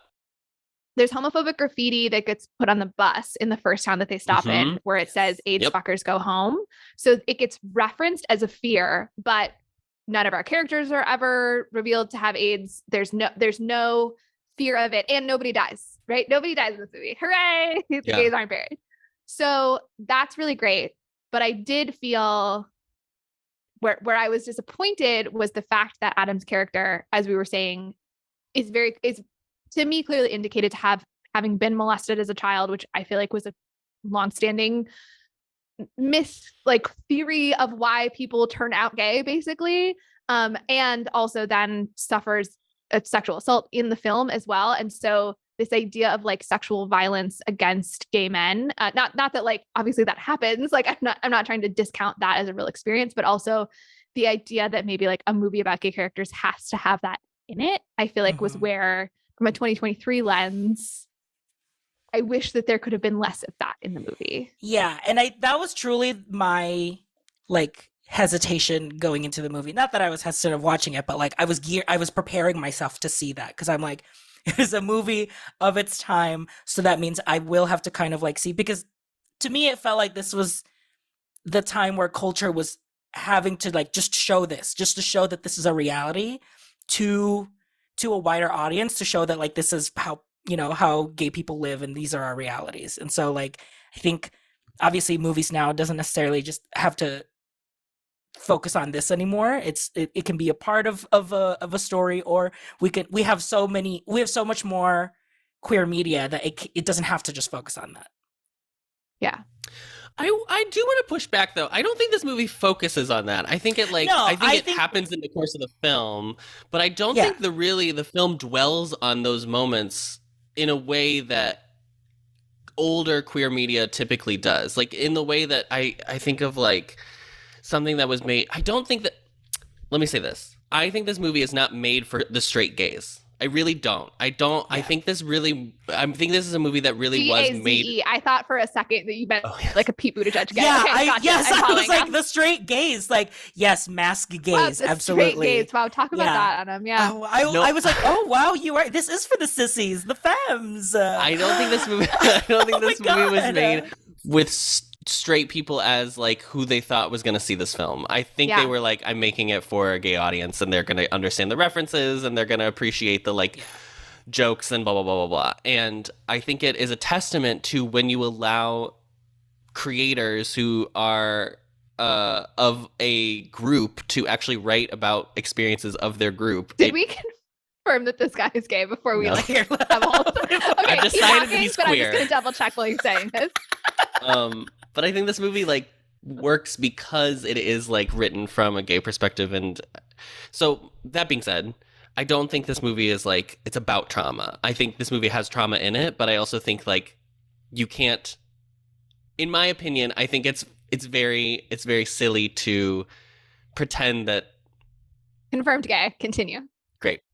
I think it's very silly to, and not silly, what you're saying is silly, but I think if there is like a queer narrative, and if we all talk about like the found family and da stuff, like the classic bits of queer narratives, I do think like trauma is part of the queer experience, and it's not going to go, it definitely wasn't away in 1994, and it's still definitely not away in 2023, but this movie it's not about their trauma. It's like a celebration of like still who they are. Does that make sense what I'm saying? Yeah. I didn't mean, I don't think focus was the right word, but I think just because all of the gay media that we consume now, like I have sought out ones that don't really dwell or, like visualize the trauma, because RJ and I are talking now specifically about BLs, which is a lot of media that we have started consuming lately, which is boys love. However, RJ, I was talking to you about this, that some of them, especially the ones that have no trauma, I feel like are not made for gay men. They're made for straight women. Yeah. Cis straight women, which is great, and that's fine. But I do think it does, and I love them, and I think they're wonderful, but I also think that they're not speaking about a real experience that people have. Yeah. Yes. I just love that society has progressed enough that now gay men can be commodified sexually in the same way that gay women have been for generations. Yes, absolutely. And we should celebrate that. But I don't know. I think it would be silly for this movie to take a road trip across a rural Australia And not have to never go through encounter homophobia. people. Yeah, exactly. Yes. Okay. Wait. I agree with what both of you are saying, and I think that the disconnect is only. I think that the movie does not dwell on the trauma, but I think that Adam's character is very grounded in trauma. It's a question of the movie's focus versus Adam's focus. I feel. Yeah. Mm-hmm. I don't think Adam is brought down by his trauma. I think he is able to live a very full life, and there's a lot of joy and vitality to him. And I love the connection that he makes with Tick's son. Like Adam is like such a great gunkle to this little kid. He's so excited to like play and have fun. And yeah, like because Benji does not have any of that at all. Like he is purely like the dream of like, nope, he grew up knowing that all of this is normal. And so it's just like beautiful to interact with him just as a kid. Like as two kids, literally. Yeah. So I don't think that Adam is fully defined by that. And he's not, I don't think he's ultimately a tragic character, but I do think that what we see, if we ask like, what is the movie about? What is the arc for Adam? It's very like sexual trauma and then sort of reliving that like putting himself intentionally in a situation in order to relive that sexual trauma. Yeah. And so that I think is very central to his character, because the scene that we keep not defining, but I feel like especially some people might not have actually seen the movie. So Adam in one of the small towns decides to go out dressed in drag, goes down to like a bonfire where a bunch of straight dudes are hanging out and come onto them. And then of course they figure out that Adam is not a cis woman and are offended by this. A lot slower than I anticipated, actually. Yeah. A lot slower than anyone should figure that out. Which shows that they really don't have that much women in this small town. Yeah. I mean, if I had arms like that, let me tell you.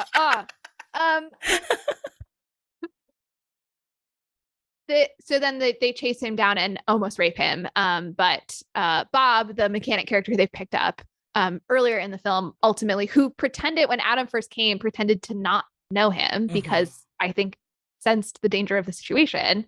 So Bob ends up, because Bob kind of knows these guys and is able to say, stop it.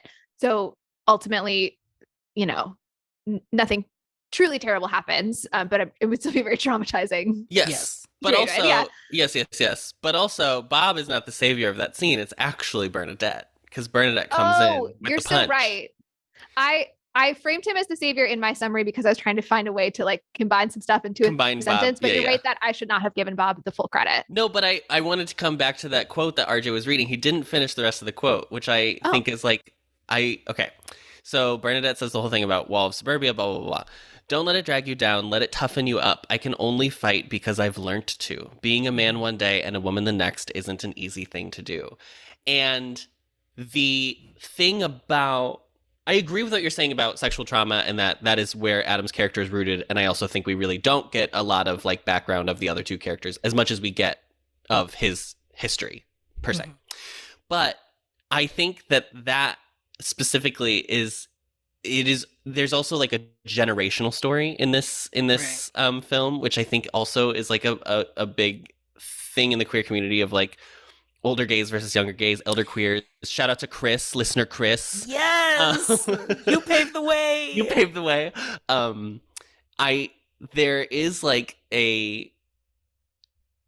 he's still learning that he has how to navigate in this space in a way that won't end up with him being hurt. And I like that, especially, first of all, I think Bernadette is the best character in this film. I think it's one of the top 10 like queer characters in I'm not even kidding. It's such an incredible performance, and Terrence Stamp is amazing in this role. But I like that he is going through things and that Terrence is getting him out of it, even though he continuously makes fun, or I'm sorry, Bernadette is getting him out of it, even though he's making fun of Bernadette for how old she is, because that's like a funny joke that like I even participate in with like my like boss. I'll make fun of him for being old. But I love how they still like come and take care of Adam. Because he's still like learning how to navigate in this space. We don't really know how old he is either as a character. I would have to assume But like it feels like a little early Arrested 20s. Development. Like he still is with like he still is like being taken care of by his mom. So I Mhm. think it might be that of him learning how to kind of defend himself outside of the confines of a bar. Yeah. I totally Yeah. I completely agree with what you're saying in regards to like his sexual trauma and that, but I also think like it goes into a whole overarching thing about like his role as in this group of three, not necessarily just with his arc, but his arc in the whole story Yeah. of like who these characters are when they start versus when they end. You made an excellent point, and you've brought me more around to your side on it. I think that I had something really smart to say, and then as soon as I started talking, I immediately forgot what it was. And so I think that you should talk about something else for a minute, and then I'll interrupt you when I remember what I was going to say. Well, should we? I wonder if we should talk about Bernadette now, or like talk about Bob maybe The as a only way thing to I didn't Bernadette? like, here's what I will say. The only thing I didn't like about Adam is that he has a story in which he stole a turd. And I was Oh like, my god, the Abba turd! and I was like, but babe, for what? I wonder if that was there just to either like drive home the point that like him and Bernadette are almost like two completely different species, or just like show the divide of like the kids these days are like insane now. Yeah. I felt that moment was about making the best of, like, literally polishing a turd, like making the like best metaphor. out of Yeah. actually Not being able to meet her. garbage. Yeah. Something, that the same way that they redid the inside of the bus, they like totally like he is able to find something to be reverent about a literal piece of poop.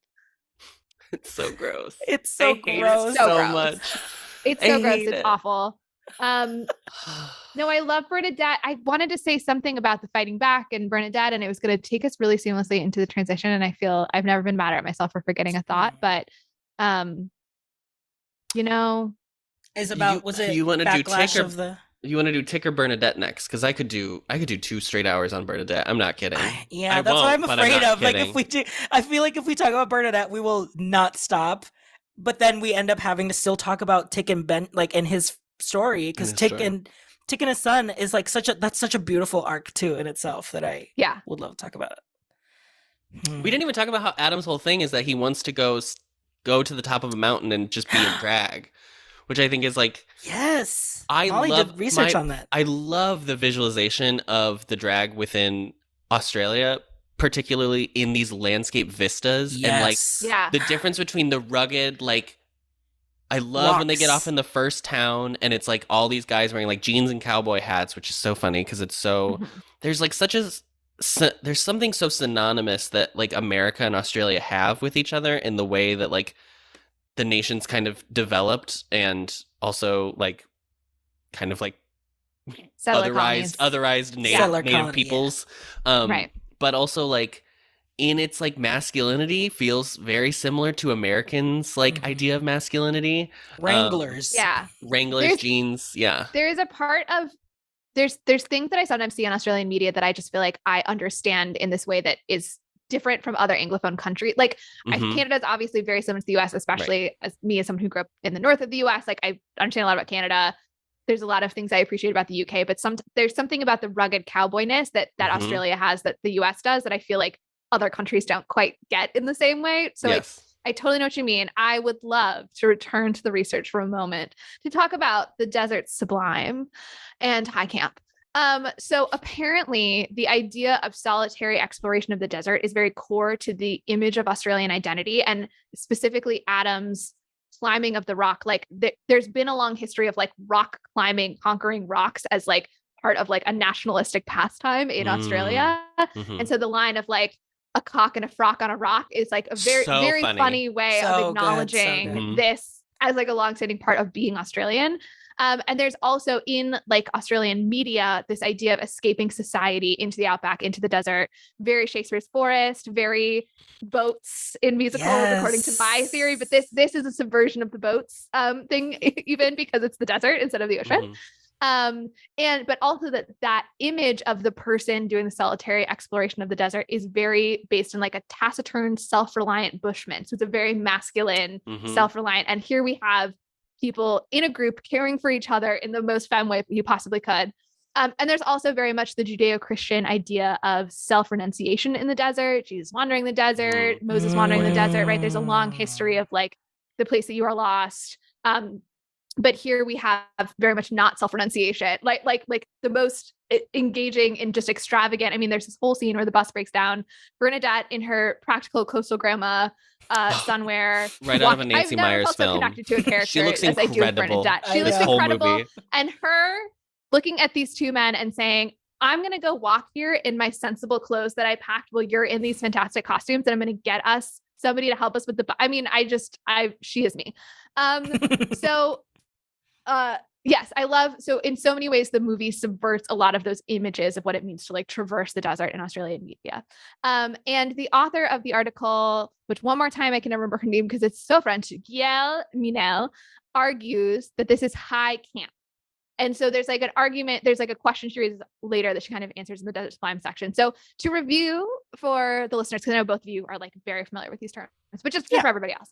So kitsch is a very democratic kind of art. So the reviewer, Philip Brophy, argued that mainstream audiences, I'm going to take just a half step back here. One thing that was interesting is that apparently at the time, people argue about whether this was even all that revolutionary. That one reviewer said that mainstream audiences were already pretty visually familiar with drag queens, and that the artificiality of drag makes it, quote, the least unsettling figure of queer culture. Now, that's a quote from the article. I'm not clear if that was a paraphrase of the actual review or if that was this author's interpretation. But so there's this question of like, is it actually kitsch? Is it like less threatening because a drag queen, is someone who's just pretending. So it's like a less threatening, less threatening to the hegemony. You know what I mean? Mm-hmm. So kitsch, to return to that, kitsch as defined by Abraham Moles is art that is acceptable and democratic because it is commonly acceptable. On the other hand, camp, we know her, we love her, Sontag, the lamp, we get it. High camp is something essentially which, rather than undercutting something through the camp, you are actually showing homage to the thing through the camp that you're doing. So she uses here a quote by Christopher Isherwood, who we know as the author of Goodbye Berlin, The Basis of Cabaret, described it as true high camp always has an underlying seriousness. You can't camp about something you don't take seriously. You're not making fun of it. You're making fun out of it. You're expressing what's basically serious to you in terms of fun and artifice and elegance. So one argument of this article is that this movie is high camp of the desert sublime, that it's taking a real genuine respect for the beauty of the landscape of the outback and putting that artifice on top of it. And particularly the La Traviata arias on the big shoe with the beautiful gowns. There's this contrast between the colors of the gowns and the desert landscape. And none of that is meant to trivialize the experience of doing this desert journey. Instead, it's meant to sort of heighten that experience through the artificiality. And so ultimately, we have this subversion, but also embrace of the climbing of the rock as part of national identity in Australia, but also that we have this like, you could also argue it's religious of like the ascension of the queens, like up into the sky, onto the mount. And that is what the movie is doing. That is truly Australian. And that's why they put that shoe, I'm sure, in the Sydney Olympics, because I think it's easy as Americans to just see the drag elements of it. So I was really happy to find a source that talked about the Australianness. Now it was written by a French person. So maybe a little bit of a so I assume this person is an expert in Australia in some way. So I thought that was really interesting to learn about the way that this setting would be significant to an actual Australian audience as well. Well, should we play a little bit of the La Traviata? Oh yes, let's do La Trave. Since that was, Adam is the performer.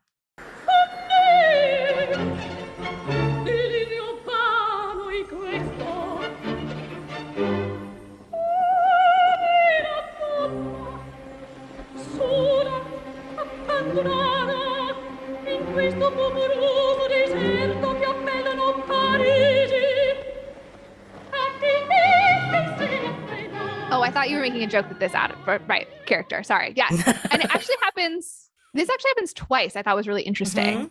I'm not sure why they did it twice. But I would like to also, maybe we'll talk about that first. Talk about what? No, we won't. Okay. Why do you think my question is, why do you think they did it twice? But I wanted to also give listeners a little bit of background on La Traviata as well. So, Traviata is, I think it's a Verdi musical or opera. Sorry, I should have looked that part up, obviously. But it's based on, it's a courtesan with tuberculosis who falls in love. And so it is the rough basis for our Adam's favorite movie of all time, Moulin Rouge. And it's It was like Verdi. this. Yeah. So it's this question of like, this man falls in love with her, and there's this tension of like, can you believe a courtesan that she really loves you, because what she does for money is to pretend to love people. So she meets a man named Alfredo, who she falls in love with, or her future love. Fettuccine? Adam's fallen in love with an Alfredo one too many times, honey. Olive Garden, honey. Honey, Carrabba's. I knew that I was trying to sneak it past you. When you're here, your family, honey. Family. The first time that they meet at a party, she kind of scoffs at the idea of falling in love with him. And this is the song that she sings there. So it's her I want aria, essentially.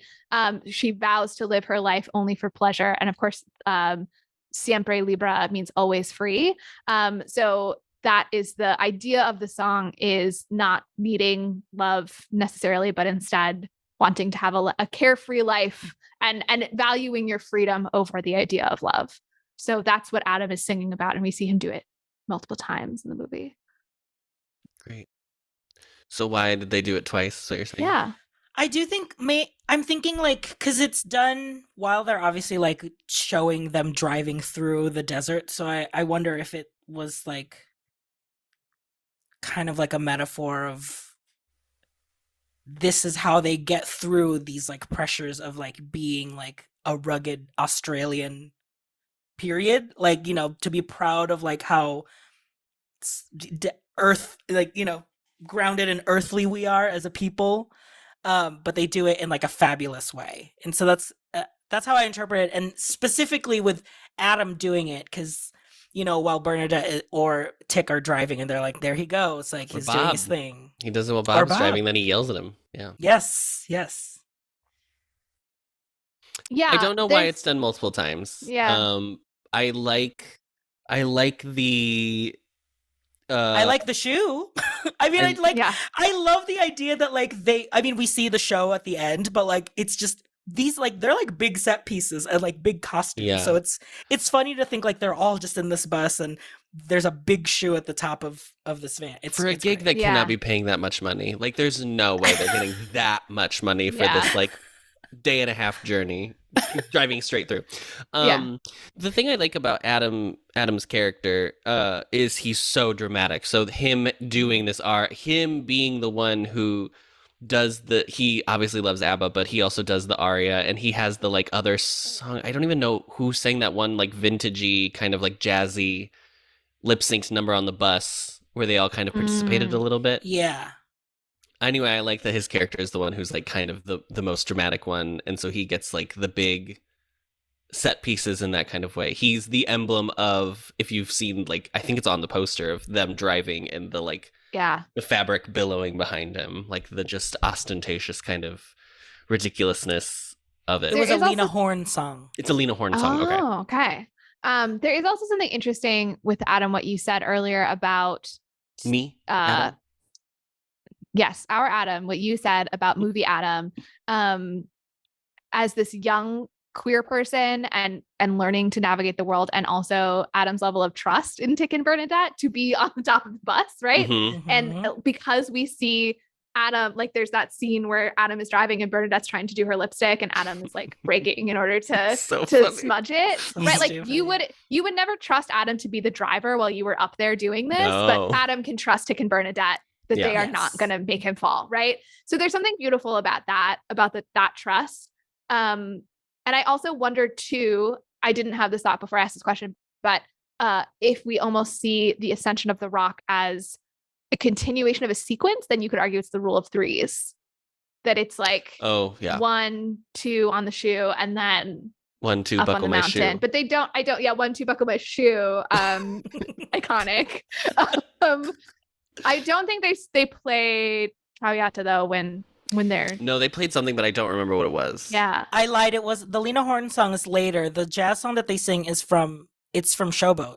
It's Can't Help Loving That Man. Oh, And it's sung by Trudy Richards, who is a jazz singer. okay, okay, How okay. dare we miss a Showboat reference? I know, I was like, Bad oh, I have to musical correct. theater gaze. Oh my Without gosh. Showboat, we would last- be nothing. We Where have would to we move be? on to different characters, but I do want to say one last thing about Adam, I swear Yeah. to God. The other thing I like about his character that I think is very maybe purposeful, maybe it's not, maybe it just happened this way, but to me it read and it tracked. He clearly puts a lot of stock into his musculature, into his looks, he's a very like guy. First of all, Guy Pearce is so hot. Oh my God, like so hot. I every time he was on screen, I was like, your jaw looks like that. Yeah. But he's very attractive, but in going back to the sequence and him getting potentially harmed, it's all his muscles are for show. His muscles are not there to actually do any damage. He's not he's a peacock. It's there to like potentially scare people, but it's not actually going to do anything in the long run. You're going to be eaten by predators. And so that's another reason why I love like Bernadette coming in and saving the day, because she has gone through so much, and her body is equipped to handle all the situations that life has thrown at her over the course of how many years she's been dealing with nonsense.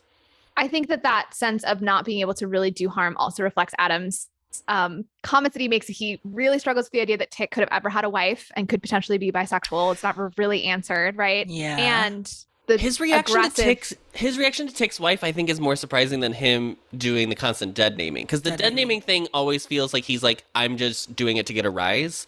But him being like, and like, it's gross, right? Fine. Mm-hmm. But him being so flabbergasted by Tick being married to a woman was so fascinating to me. And I think maybe because I feel like we understand bisexual culture maybe now more than we did in 1994. And also that like even Bernadette seems really thrown by it in this way that I was like, surely it was not that uncommon for people to come out a little bit later in life in the 1990s. Yes. Do you know what like you surely have met other people who had a life before this where they were passing a straight or you know? For me, Bernadette's felt like it was like shock that she had never been told. Like it was like you were a dear friend and you've never expressed this to me. Whereas like Adam felt like he was like, I can't believe you've had sex with a woman. And I was like, girl.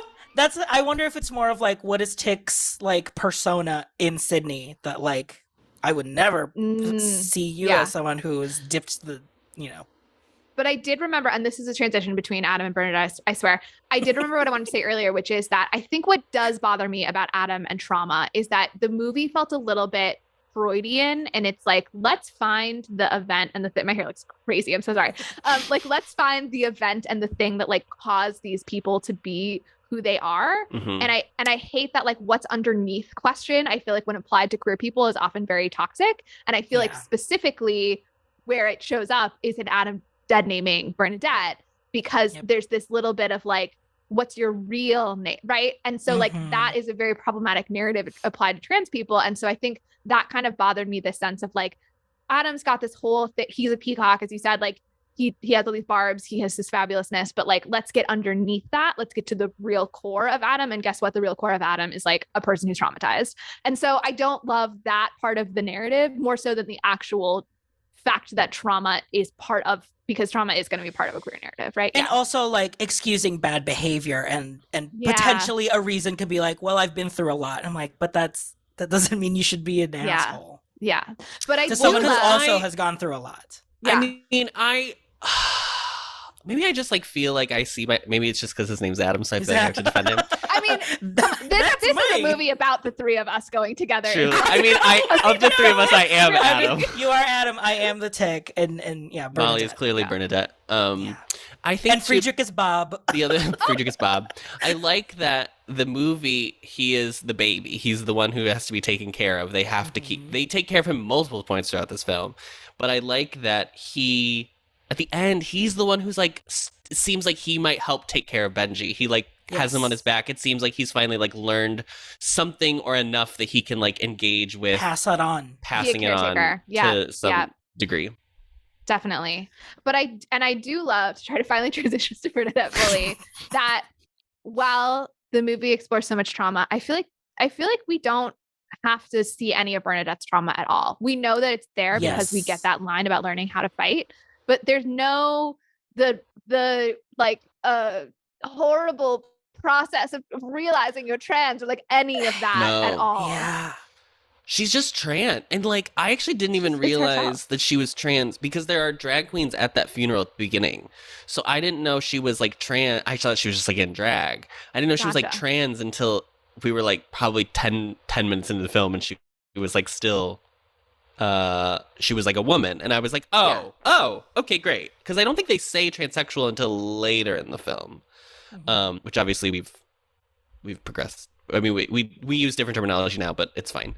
I think Bernadette, what an iconic role, what an iconic character. Imagine reading the script for the first time. I just like, and the thing that's crazy to me is that the whole movie, I was like, she's so pretty. Like, she's so, there obviously is, like, she's not. There's like a classic soft, beauty like, her facial about it. aren't soft, but the way they style her is so, like, gorgeous. And then I read this thing where the director of photography, what was his name? I'm so sorry. Cinematography, Brian J. Brainy. He went up to Terrence Stamp at the premiere and was like, "I'm so sorry the way you look in this film because Stephan, the director, told me to make you look as ugly as possible through the whole movie." And I was like, first of all, that's stupid. But I was like, I found her so winning and charming and like just effortlessly pretty. Elegant, like very elegant. Yes. Like Elegant, such an old world dignified, beauty. yeah. Yes. Yeah, Which I thought was very interesting. I would never crazy describe the character that way. Yeah. Yeah. Anyway, yes. So Bernadette, I mean, what is there to say besides all of it? I mean, for Bernadette, I mean, the fact that like we see her obviously with her partner, and you think that it's like traumatic. She has to go through this grief, and then later you found out it's like, oh no, he was just one of those boys who has always wanted to be with a trans woman, and it was really more of just like it's just nice to be with someone. And I was like, oh, like I like it really came in as like you are struck with grief, like you're trying to go through, and it's just like it is just another step like in this life. It's crazy. The line about how he wanted to be with her because saying this is my girlfriend that used to be a boyfriend gets you like she gets a kick out of it or something. And gets you into like certain dinner parties or something like that. It was very clear that making fun of liberals being too like enamored with themselves about how accepting they are was like so cutting and like would fit in a film in 2023. Yeah. Yes. This movie is weirdly so prescient about so many things that I was like, whoa, this feels like it could have been made 2 days ago, honestly. Yeah. The other thing I love about specifically Cynthia. Yeah. We'll get to Cynthia. Cynthia's the last person we're talking about. We're gonna save the best for last. Actually, this can actually kind of transition us. So there's, I wouldn't say like a traditional romance in this film, but there is like kind of like a small little like a budding blossom of love happening between or what is implied, I would think, between I would say it's traditional. It's not the A plot of the movie, but I would say it's like a pretty standard love story between it's Bernadette standard, and Bob. but it's not explicit in any way. I mean, there's like he gives her flowers and then they kind of like fall asleep together at the campsite, but apart from that, it's not like dwelled on in any kind of real way. It does it's feel just like stay together in Alice Springs at the end. I feel like they're sort of that's what I was gonna say is like it sets up the next part of it. We don't know Bernadette's whole life story. We at least know that her Trumpets, who's her last partner, was someone who maybe was just like a chaser, or what that term is, what I think is traditionally used, but so maybe it wasn't like a true love. And I like that this movie ends with this moment where Bernadette decides she's going to stay in Alice Springs, and the trepidatiousness it feels like she's like, I'm going to give this a shot. This being someone who may actually truly enjoy me for the first time in like my life. Like that's the feeling that I got from it. And I was like, I was so like warmed by this ending that I thought they might just like share a kiss or so. I didn't know what was going to happen at the end of this film, but the idea that they just like are going to go for it was so sweet. I was like, oh God. I mean, we have to talk about Bob and Bob's orientation and the whole thing. We're gonna have to get into Cynthia, but I want to say that I love that Bernadette hates ABBA. I know. And As soon as she said it, I was like, well, Clocked. Molly's gonna love Representation. this. Yes. representation of a member of the queer community who does not understand ABBA.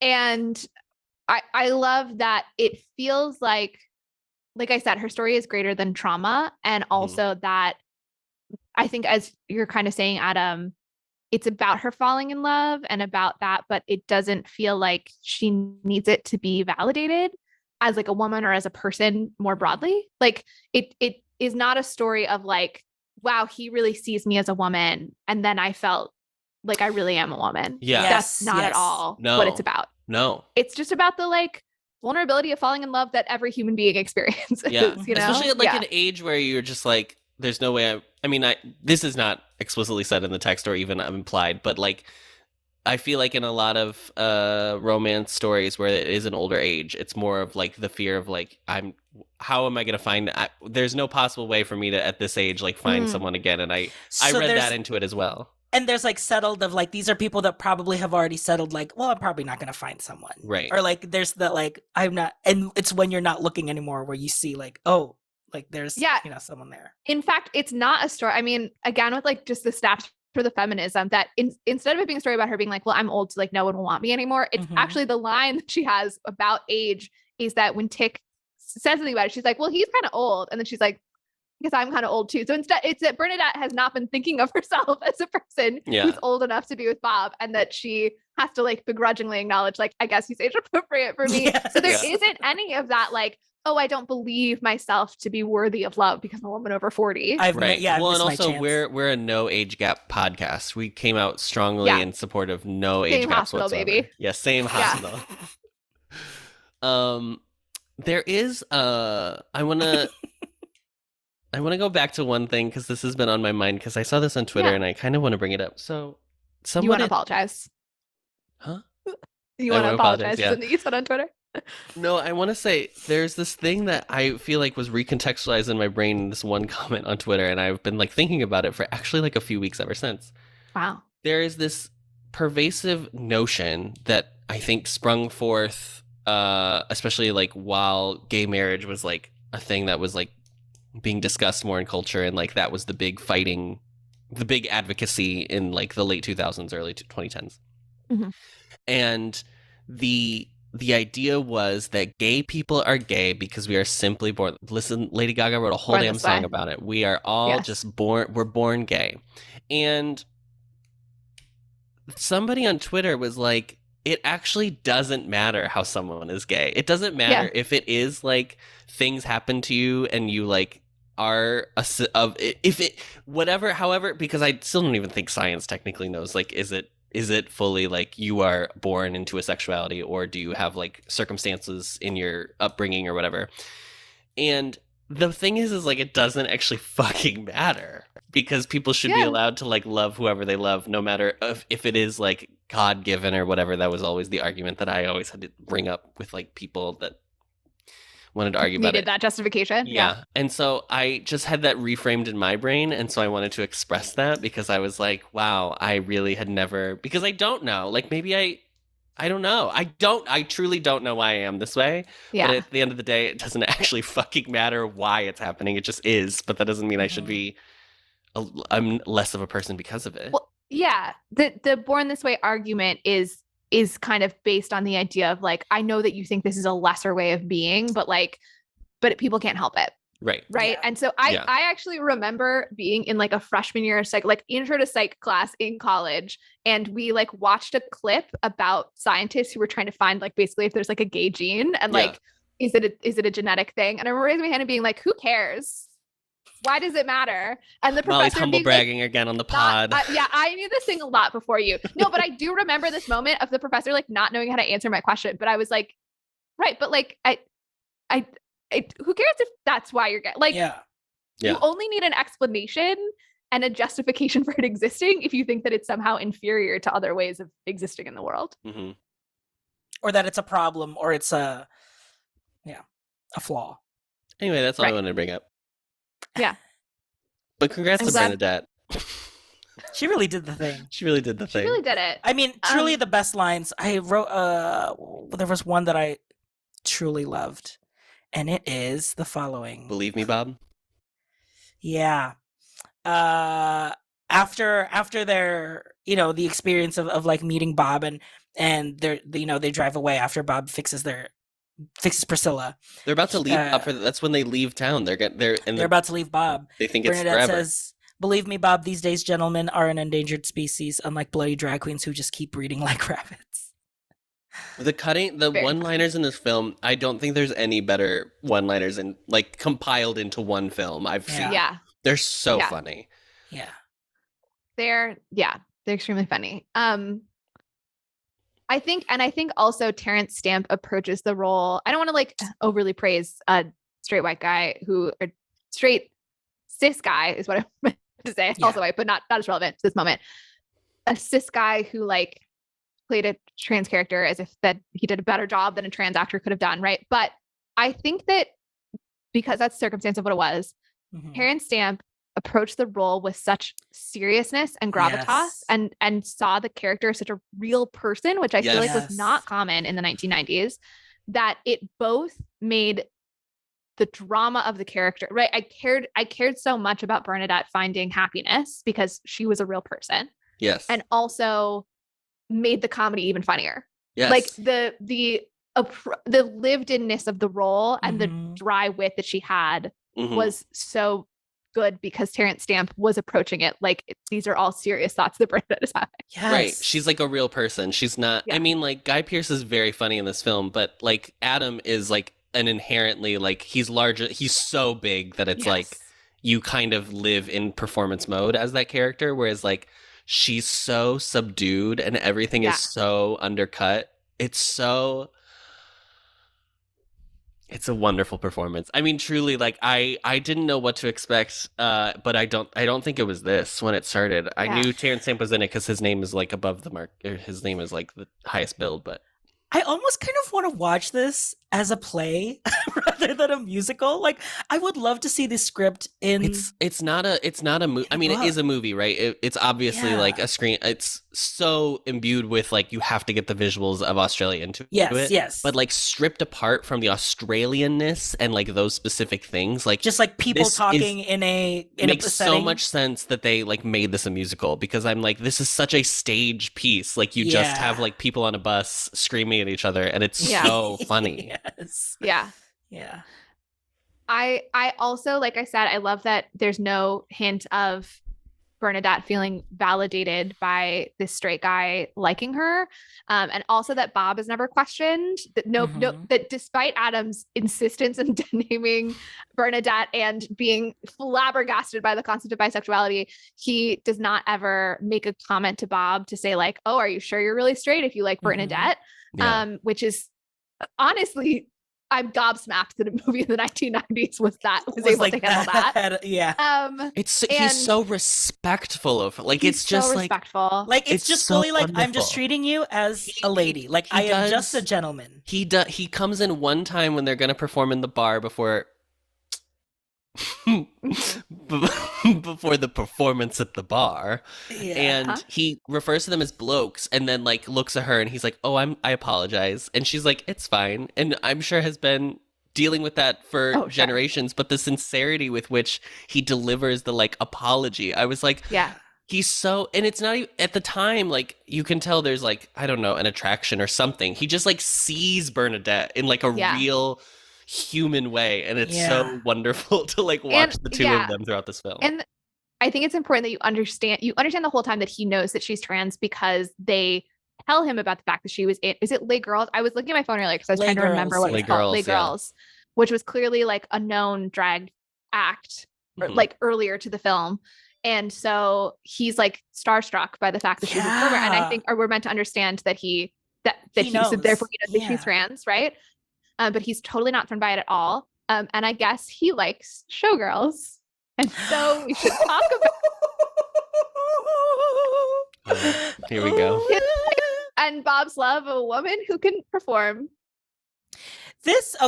I'm gonna speak about. Let's talk about. I'm gonna mute my mic, and I'm just gonna let RJ do this whole. The fact that going back to the flashback thing, like it's crazy that Bob gets a flashback sequence. Bob got a flashback to explain how he got in the situation. Did Bob get the flashback, or did Cynthia get the flashback? There's a question. Well, No, I Bob's think it was Bob. explaining it, so Okay. Yeah, it was Bob explaining it. But okay, so I knew a scene stealer could say. We're gonna start with A positives. stealer of many Okay. things. I knew that Cynthia was Filipina even before the movie because in the musical version, Wait, can we just pause and just make sure? I think we've like joked about it, but just want to be very clear to people. Bob has a wife named Cynthia that we meet when we first meet Bob. yes, Take it away, RJ. she is played as. Okay, well, I first knew that there was going to be a Filipina character, or at least someone that's speaking Filipina. In the musical, there's a song. It's a jukebox musical. She performs the song Pop Music, which is an 80s song. Pop Yes. music. And Okay.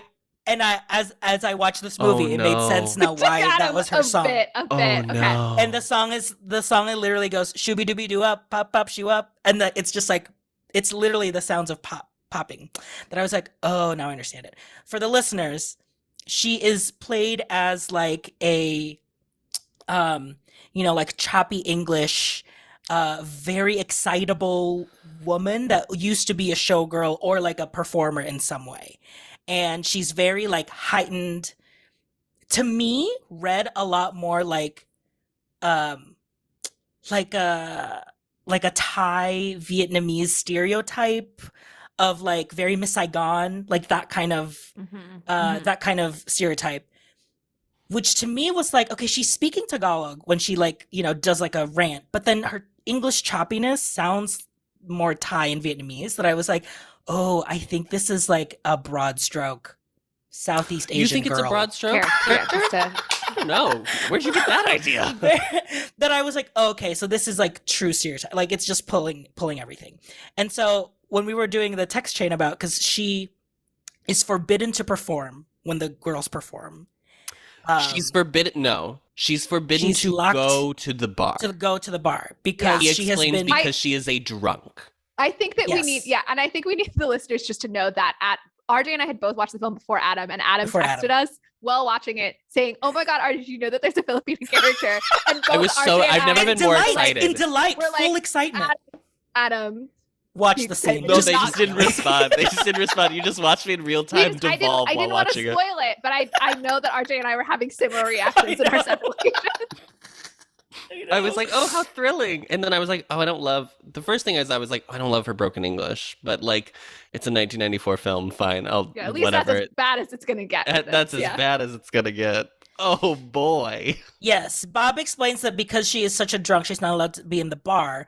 When the girls are performing, you see her like almost like looking like she's like going through withdrawals. Like that's what it feels like. And then you see a locked cupboard. And she's trying to get to it and being like, oh, he can't tell me what to do, blah, blah, blah. I just need to get into it. So she slices it open with a knife, and then all of these ping pong balls come out. I had no idea where it was. I told the boys on the text thread, I thought in this moment, because we've had these flashbacks that are very like non-literal, that I was like, it's a metaphor. The ping pong balls are a metaphor for her alcoholism. Listeners, I was wrong. So she comes into the show. No one is cheering for the girls. They don't Why like do they the even still own the ping pong balls? Why lock them up? Just get rid of them. You could just throw away a ping pong ball and Yeah. push the cost. in the middle of nowhere in Australia. In this Yeah, that's economy? fair. In this economy. So throwing out ping pong balls? Yeah. No one is cheering, and then she comes in like a full like very cabaret look with like the hat and Burlesque, everything, yeah. full Fosse, like burlesque. And everyone starts erupting in cheers because I think they know what's going on. Oh my I god. love how extremely detailed this is, reminding me of the Hello Dolly episode that I guested on before I was even officially on the podcast when Adam told the whole feather scene. Yeah, It calls for this level of detailed it analysis. does. So I'd like to read a description of what a ping pong show is to the listeners. Oh, okay. Wow. A ping pong show. You don't is want a to form- show them? No, I'd rather not.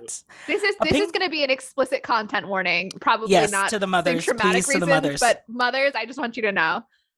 A ping pong show is a form of stage entertainment that takes place in strip clubs. It is a type of sex show in which women use their pelvic muscles to either hold, eject, or blow objects from their vaginal cavity. Ping pong balls are the most iconic objects used. Iconic. The show has We're been... using the word Yes, iconic. Yeah, Really let's not. iconic. Iconography.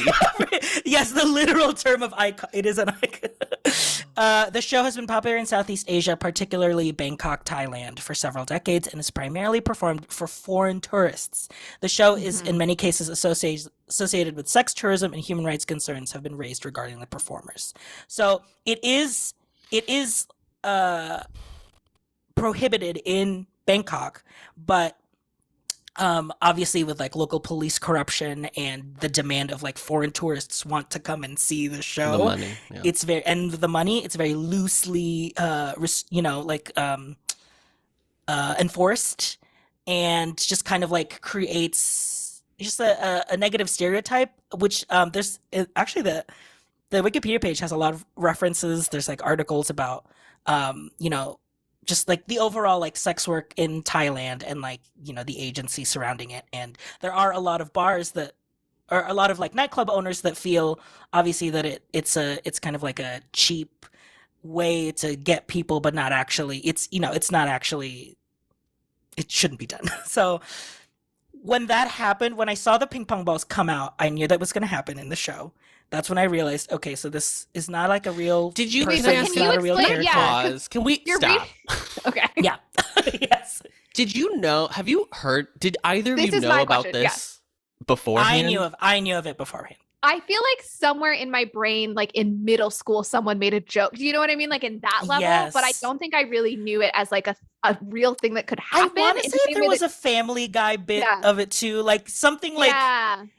it was referenced before. RJ, you said in the text chain that as soon as you saw the ping pong balls, you knew what was going to happen. So I need more context. Like you just read a Wikipedia page, but like, why did you know immediately? Like, is this a thing that happens in the Philippines? Like you just had encountered it otherwise in culture? Like, I did. Have you practiced it yourself? Like we're just Have you dying to ask the question. Yeah. So I am a licensed practitioner and I am certified. No, I connected the dots from the broken English that sounded more Thai and Vietnamese than anything. Mhm. The ping pong, and then also like knowing that The song. they kept reiterating that like, I'm a performer too. I sing, I perform, I can perform really well. And the girls are like, oh wow, that's amazing. And him trying to really downplay it. I That just was thought she like- did karaoke, girl. But is this a thing that like Asian Americans are like you? Hold on. Sorry, something just unexpectedly opened on my computer. Oh. You left the Philippines. Oh, when I you sent were, you like, the ping 10. pong video, Molly. Did you want to? Oh, sorry. Okay, great. Yeah, I'll enjoy that on my own time later. No, On my hotspot. you. I'm gonna be completely transparent right now. I went to Pornhub and watched a video last night just because I was like, I have to know. I just had Yeah. to I have to know know. what I'm looking I at. appreciate your research. I had to know the velocity at which it Yeah. was actually able Yeah. to come out. It's not. Yes. I'm gonna be honest. The movie makes you think it's more impressive than it actually. Okay, I'll say that. Adam, you're not That's the target movie audience. magic. Let's Movie also magic. be honest that you're not the target audience, though. It's true. So okay. But like RJ, you left the Philippines when you were like 10. So obviously you weren't engaged in any like In sex culture. tourism, Yes. right? So like I'm just trying to understand, like, it's just a thing you heard about in America, or like you think you've heard about it more because you're Asian American. Like I still don't know why you were so confident in the association. It was something that I knew was a thing. It was I think like just like because I knew Miss Saigon and just that whole idea that's of like the like post-war, Mhm. that kind of like, I think really I connected it more from like the Miss Saigon story and like knowing that was a thing that happened to a lot of women in To be these clear, countries. for anyone that's never seen Miss Saigon, nobody shoots ping This- pong no, balls this out of is their not what vagina I'm in Miss saying. Saigon. Yeah, That okay. does not happen in But- Miss Saigon. And I Oh my God. In Claude Michel Schoenberg's Yes. Miss Saigon, in Cameron McIntosh's Miss Saigon, that is not a scene in the musical. yes, nominee for best musical. And honestly, Oh my like, God, a best ping pong ball category. Oh my god! Best Welcome to the 2023 Showies. Yes. Best use of yeah. I also genuinely think they made a joke at it in Family Guy when I was like in high school. Because they had that the news reporter was like a stereotypical Asian character. Oh, okay. Yeah. And I think they've made a joke about it because like Quagmire is a pilot, so he goes to like Asia, I think, to see a ping pong show, something like that. Like, okay, yeah. I mean, yeah. So I think that's probably the same kind of, like I said, like I feel like maybe in middle school or what, like, and it's probably that similar brand of like edgy comedy bro kind of thing. But it's not something that is present enough in my mind that I saw the ping pong balls and was like, I see where this is going. We all understand. I think for me, it was really more of like how I was really interpreting that accent, and I was like, oh, yeah. I was already connecting the stereotypes. Because really, like, if she, Adam, turn off Pornhub. No, you've watched enough videos. You've watched it enough. My God, how it works. Yeah. Yeah. He is watching something. What's going on? Sorry.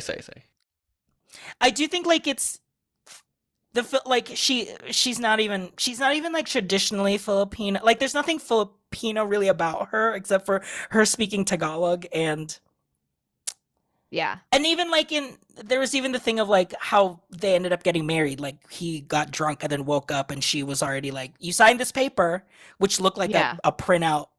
Like it didn't look real. Like it was just it was very much that she had scammed him, taking advantage of him. Yes. And in the way that, and this is about to get more like about transness than I was thinking about when I started the sentence, but like she is very much not a real woman in the way that Bernadette is a real woman, right? Like in the way that we've been praising the character of Bernadette for being so lived in and so real, Cynthia is not a real person. Like there is no version of this in which Cynthia is like a human being with thoughts and feelings. She like exists only for shock value, only to be this like horrible wife that of course Bob is going to leave, or like he's happy as soon as she leaves him for trying to keep her from the bar. And as much as I've been praising the movie for being very like affirming of Bernadette's trans identity, there is something very interesting about the fact that Cynthia's performance is out of her literal vagina, and like the contrast of here's this cis woman, but there's almost a sense of like, but she's misusing it, and Bernadette is more of a real woman than Cynthia. And so it's like this weird push and pull of like, there is something very affirming, but also like very racist about the way that Cynthia is like not a real woman, or like it's like a feeling of like Cynthia doesn't deserve the title, but Bernadette does. I feel like is kind of what the contrast is doing. There's more of like a bestial, like not human almost like version that's what Cynthia's representing, that is very racially coded. And it feels like obviously it's of its time of like back then, like racial jokes and references like was not something that like, well, it's just something that you could subvert, or like it's just something that you can like play off as a joke, you know. Well, this movie is it specifically brings an Aboriginal group into this film in order, and it's so like, it's so warm to them, and they are so warm to the girls, and like, it's all fine. It's a little xenophobic now too, like, because this is a person who has come in, is an immigrant, like, and is here to just like. Then they even when they give you the backstory, she's like done it. She married him. Like she's like nefarious because she like but it's there's not a something real interesting. marriage. Yeah, there's something interesting of it as xenophobia versus racism, that it's about her being not of Australia, whereas all the other characters are Australian, right? Yeah. And that the Aboriginal people are, while they're very much oppressed because of their racial identity, they're of the place, right? Yeah. And the Aboriginal group is shown in contrast to, so when Bernadette goes and leaves Silly Boys to go get help, she finds this farmer and his wife who are white. They see Tick and Adam and are like, nope. And they drive away in a very heartless moment of not helping these people who are clearly in distress. And Adam like laughs it off because he's problematic and doesn't engage in reality. And then, but then I always said green was your worst color. Movie Adam, not real Adam. Sorry. Sure. And then later, this Aboriginal man like wanders up and sees them and invites them to a bonfire, and they get to perform for this group and all this stuff. And so that group is very much shown in contrast with the homophobia of a white couple in just a scene before. And so, yeah, the movie clearly is coming from like a liberal perspective in many, right? I'm sure like wanted to be very progressive, but just like totally fell down. And I think reflects the time of when in America, probably we wouldn't make a movie in the 90s where there were Black characters who were treated this way. In Australia, it's Aboriginal characters, but Asian, like there was kind of this time where it was like, well, you're not racist because Asian people, like that's not really a relevant part of it. Yeah. Right. So I think that's part of the xenophobia now is starting to feel true, because I remember when my mom was deciding whether to move my family between America or Australia, she actually visited both, because like she was just telling me about this too. She was in the last program, the program that she ended up being in. It was the last time that they like were able to bring everyone without work visas. It's like straight like into like an immigrant status, like a green card. But the two, them and their families, and the two cities were either Sydney or Arizona. And so she had to decide which one. And I remember her visiting Sydney, coming back. And then when we ended up moving to Arizona, I asked like, why not Australia? And she said like, they're very racist. Like they were very racist when I was there. And I was like, oh, wow. And I was like, but we're in Arizona. Like, is it any better here? But it's like, I do wonder if, I do wonder if it is a little bit They're just more Catholics in Arizona because you're so close to Mexico. Yeah, maybe. Or like there is something about like inherently America is still a place of like you can come here to like have an American dream, as opposed to maybe Australia that, I don't know, maybe didn't have that same feeling. Yeah, that's interesting. I don't know what Australia's relationship is to the idea of immigrants as foundational to the nation, in the way that like there are many Americans who are still, yeah, there are many Americans who are still very resistant or try to be like, that was true then, but like these immigrants are different somehow. But like there is, I think there's still a very mainstream idea of like people come to this country, that's what the country is about. And I don't really know what Australia's relationship to that is, because I think of it as a place of like there are Aboriginal people, then there were like these colonies that came in, but not so much of like what's the relationship now to immigration. I don't really know. Yeah. So unfortunately, Cynthia does not hold up to the test of time. She does not. The actress who played in the movie, she has two film credits. This and Rita Repulsa in Mighty Morphin Power Rangers, the movie. Another iconic Asian character. So it's like, she's also Australian. Oh yes, she's like born yes, she is an Australian. She's a native Australian. No, she's an Australian native. We should give this woman she's an Australian a huge native film career. That would be the best revenge. She brought her own costume, allegedly. That was her. She just owned this outfit. Look, I mean, let's say this. Props to this actress for just going for it. Yeah. Like, it's a wild character, but she is not apologizing for her performance in any way. She's like, this is what it is. You know? There is like a level of this character that is like, it's a little divine. Like, it's a little like the gross. Yes, very John Waters. Like, Unfortunately, it uses race to do it. It's not like what she does. It's like, that is kind of funny, like the idea, but it's the fact that it's like also layered into this like xenophobic racism kind of like Tick. I actually think Tick's wife might be like my second favorite character in this film. Yeah. Marion. She's great. She's so I guess I didn't know what to expect when they got there, because they don't really allude to the relationship that they have, and the way he talks about a lavender marriage makes you possibly think that she's upset with him or something, like because he's so nervous about going back. He dreads going, it seems like. Yeah. And so you're like, oh God. That's why I didn't expect a kid, because I was like, oh God, she's mad. She's horrible. Yeah. So, and then she's so warm and lovely and like is so supportive of him and like references his drag and like is right. I wonder if there's something in like, yes, he's nervous about, facing the reality of being a father, but I do wonder if there's also like I'm embarrassed that like I have someone as supportive as her when I'm with, my friends who have gone through so much and we do have to survive. There's a level of like the grit that you can survive on your own when you're in the city, and then you see that like I've always had like someone who supported me and loved me doing what I want to do, you know? Yeah. Tick is the most conflicted, but he's also the least traumatized. We really don't have any, like, here's the big, bad, ugly secret. I mean, the ugly secret is like, he has a son and he didn't tell anybody, but like his son is lovely. Like, you know what I mean? Yeah. Like, Yes, it's his guilt over not being there for his son. But the secret is not bad. It's a self-inflicted trauma.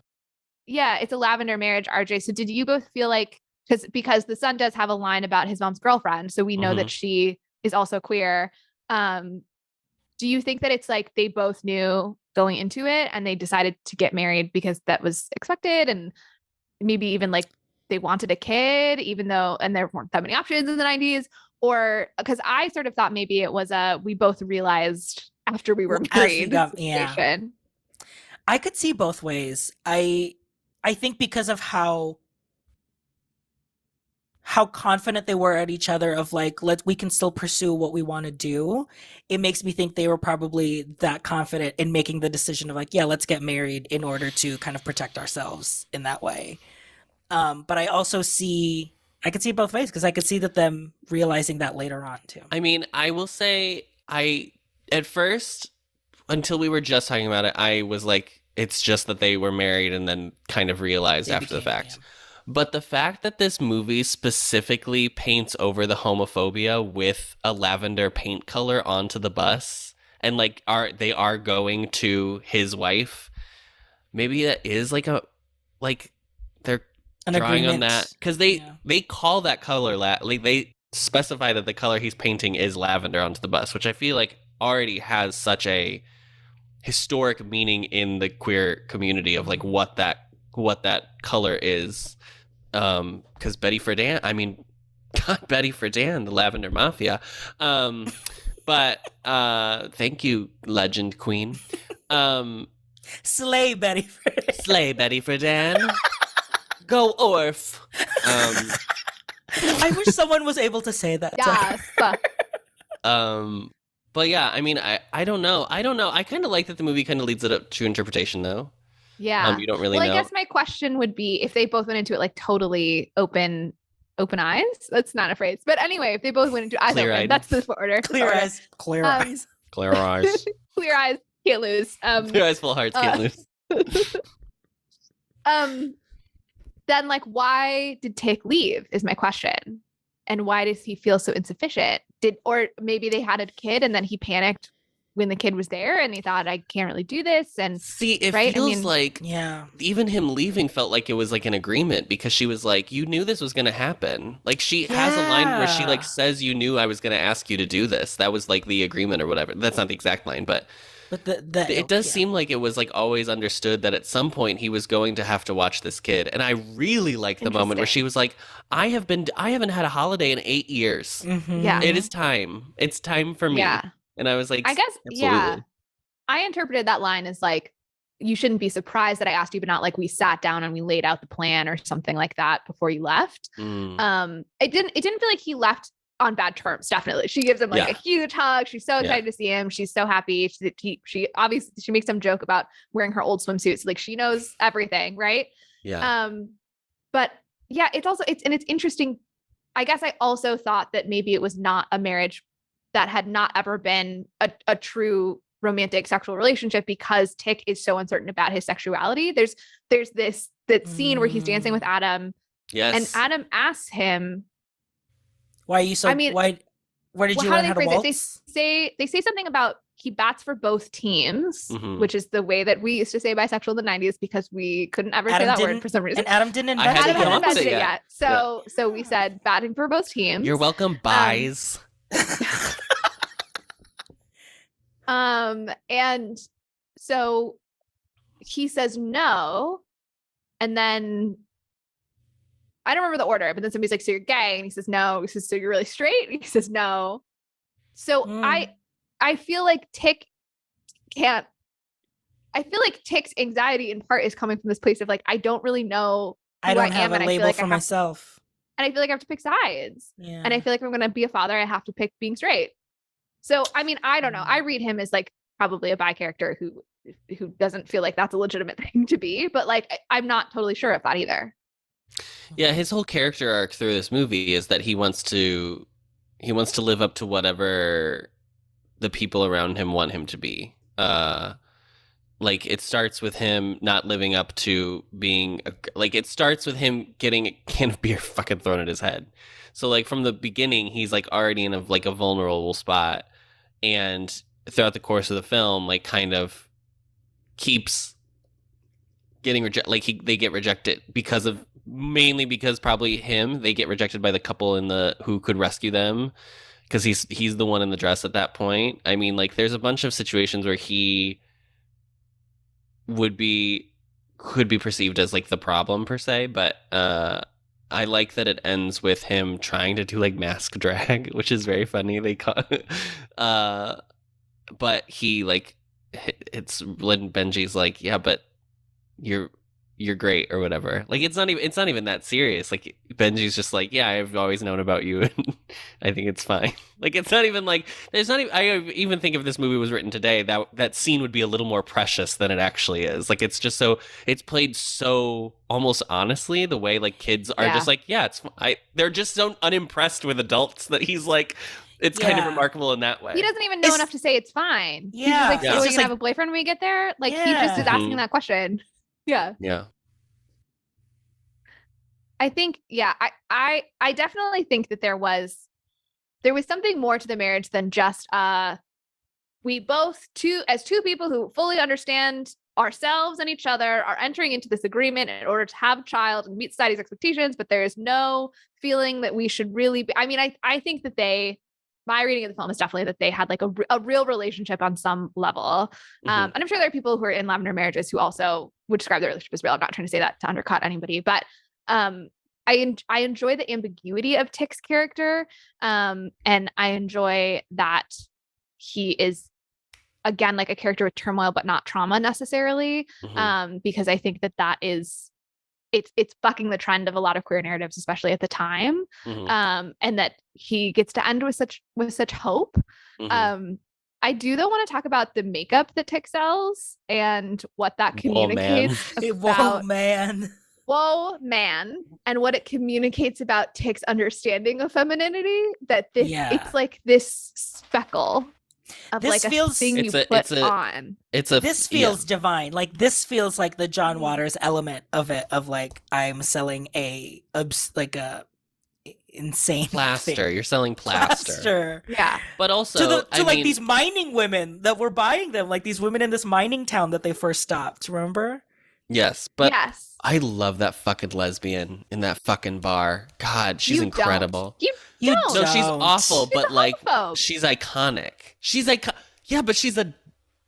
I can't say the word I was going to say. Iconic way. She's a lesbian, so it's iconic. I didn't like the misogynist jokes like launched at her, but I mean, again with the like I mean, I'm so sorry that we have to be this crass, but like literal vagina, like Bernadette gets back at her by making a reference to her putting in a tampon and lighting it on fire. And yet again, it's like a Bernadette kind of showing her womanliness by making fun of people with vaginas. And it's a weird vibe in 2023. And this is actually the last part of the article that I don't want to talk about in depth, but that the author raised this question of like, what is up with the depictions? She kind of excludes Marion from this discussion, but like, is the film misogynistic in its depictions of cis women, particularly Cynthia?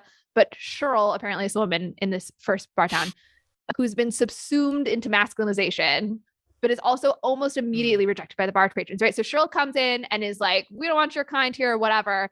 Bernadette makes a quip. Everybody laughs at Cheryl. Cheryl like backs up and is immediately like, fine.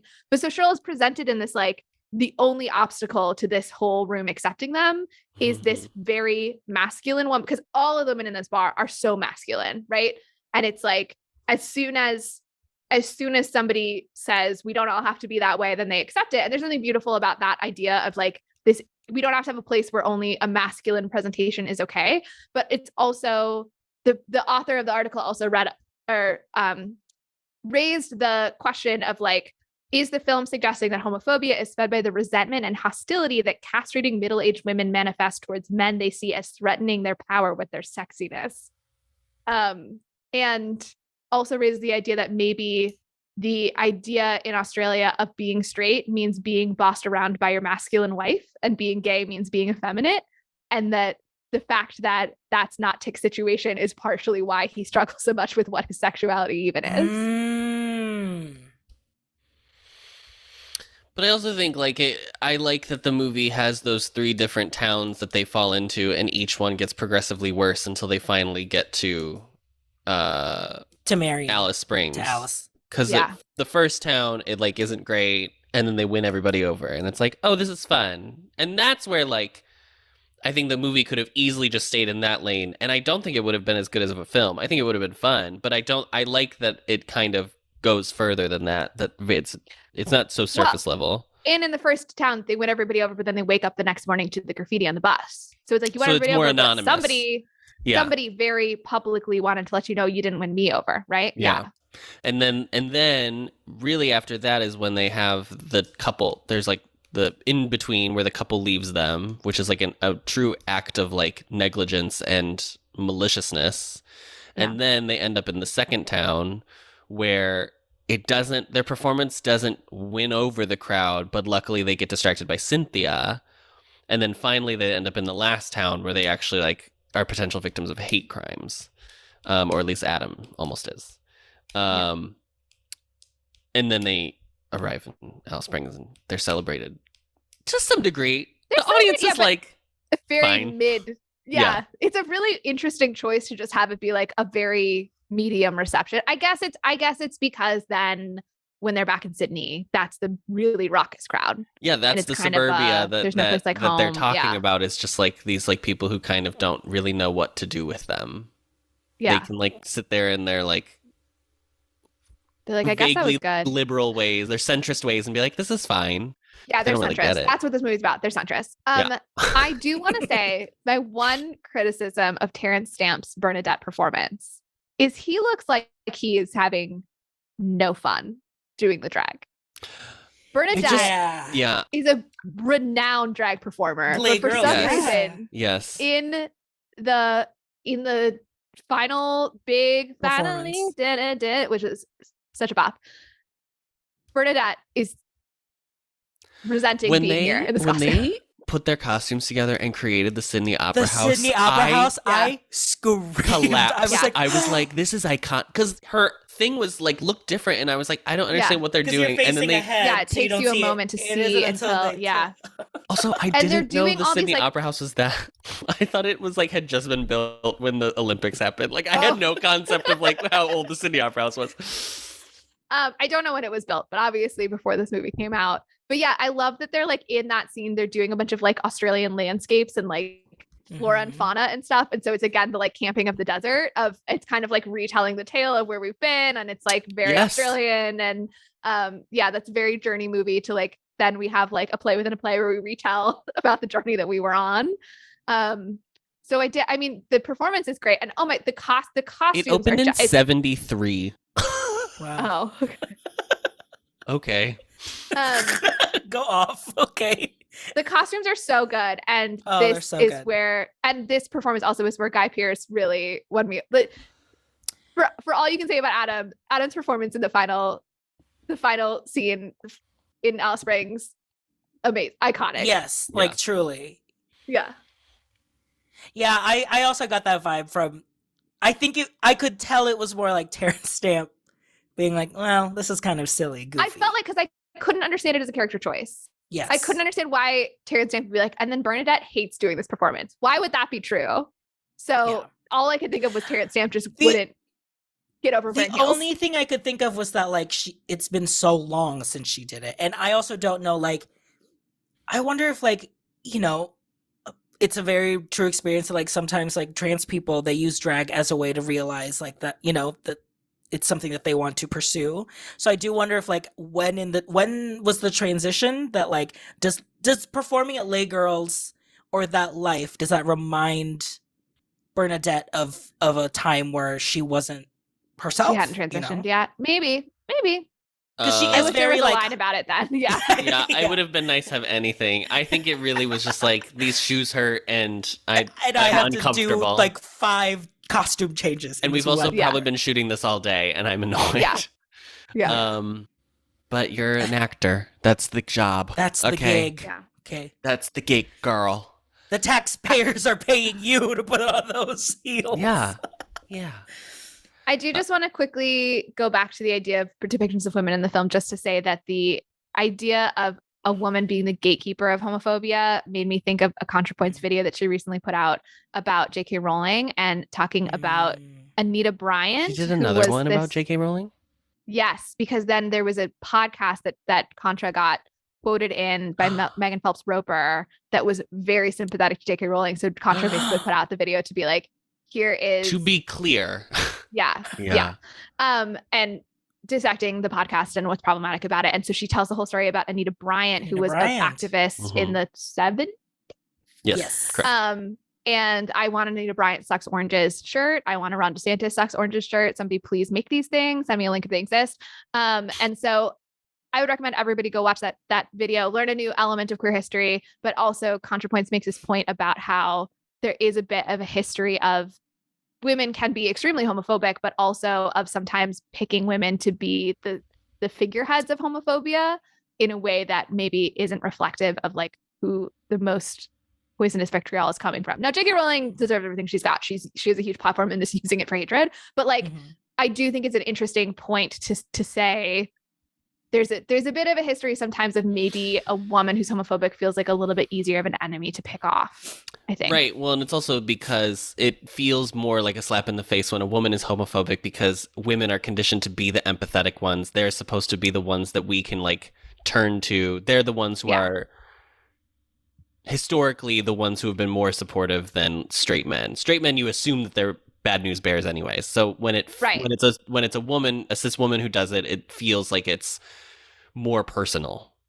And women are already oppressed by gender, and so Correct. I think can understand the queer experience often much easier. And so that's also why it's less expected, but there certainly are some viciously homophobic women out there. It feels similar to the way that people bring up like the amount of white women that vote Republican. Yeah. And it's like I was just about to say the like white women who stat. voted for Trump. Yeah, like and like it's very bad. focused on it. Yeah. It's bad. It's not great. It's awful, but like it's also there's also a shit ton of men that also vote for Trump, and their votes are just as equal to the women. Look, when you're a marginalized group that's half the population, it's hard to be doing anything in lockstep with one another. Yeah. Yep. Yeah. Well, I don't think there's any more thoughts to be had about Priscilla, the Adventures of Priscilla, Queen of the Desert. And we were so brief, so it's surprising that there's nothing more to mind. A quick pod today. Do any of you have any final thoughts that need to be shared and expressed, or can we put her to bed? Can we put Benji to bed? It's his bedtime. Listen to this episode when you're doing your next trek, your next cross country road trip. Yeah, your next drive. And I was just gonna leave with this one line from Marion to Tick about, you know, when he was kind of like saying like, I'm afraid that what if he grows up into someone that he doesn't like me or like our situation. And she says morals are a choice and he'll decide his own when he's good and bloody well ready.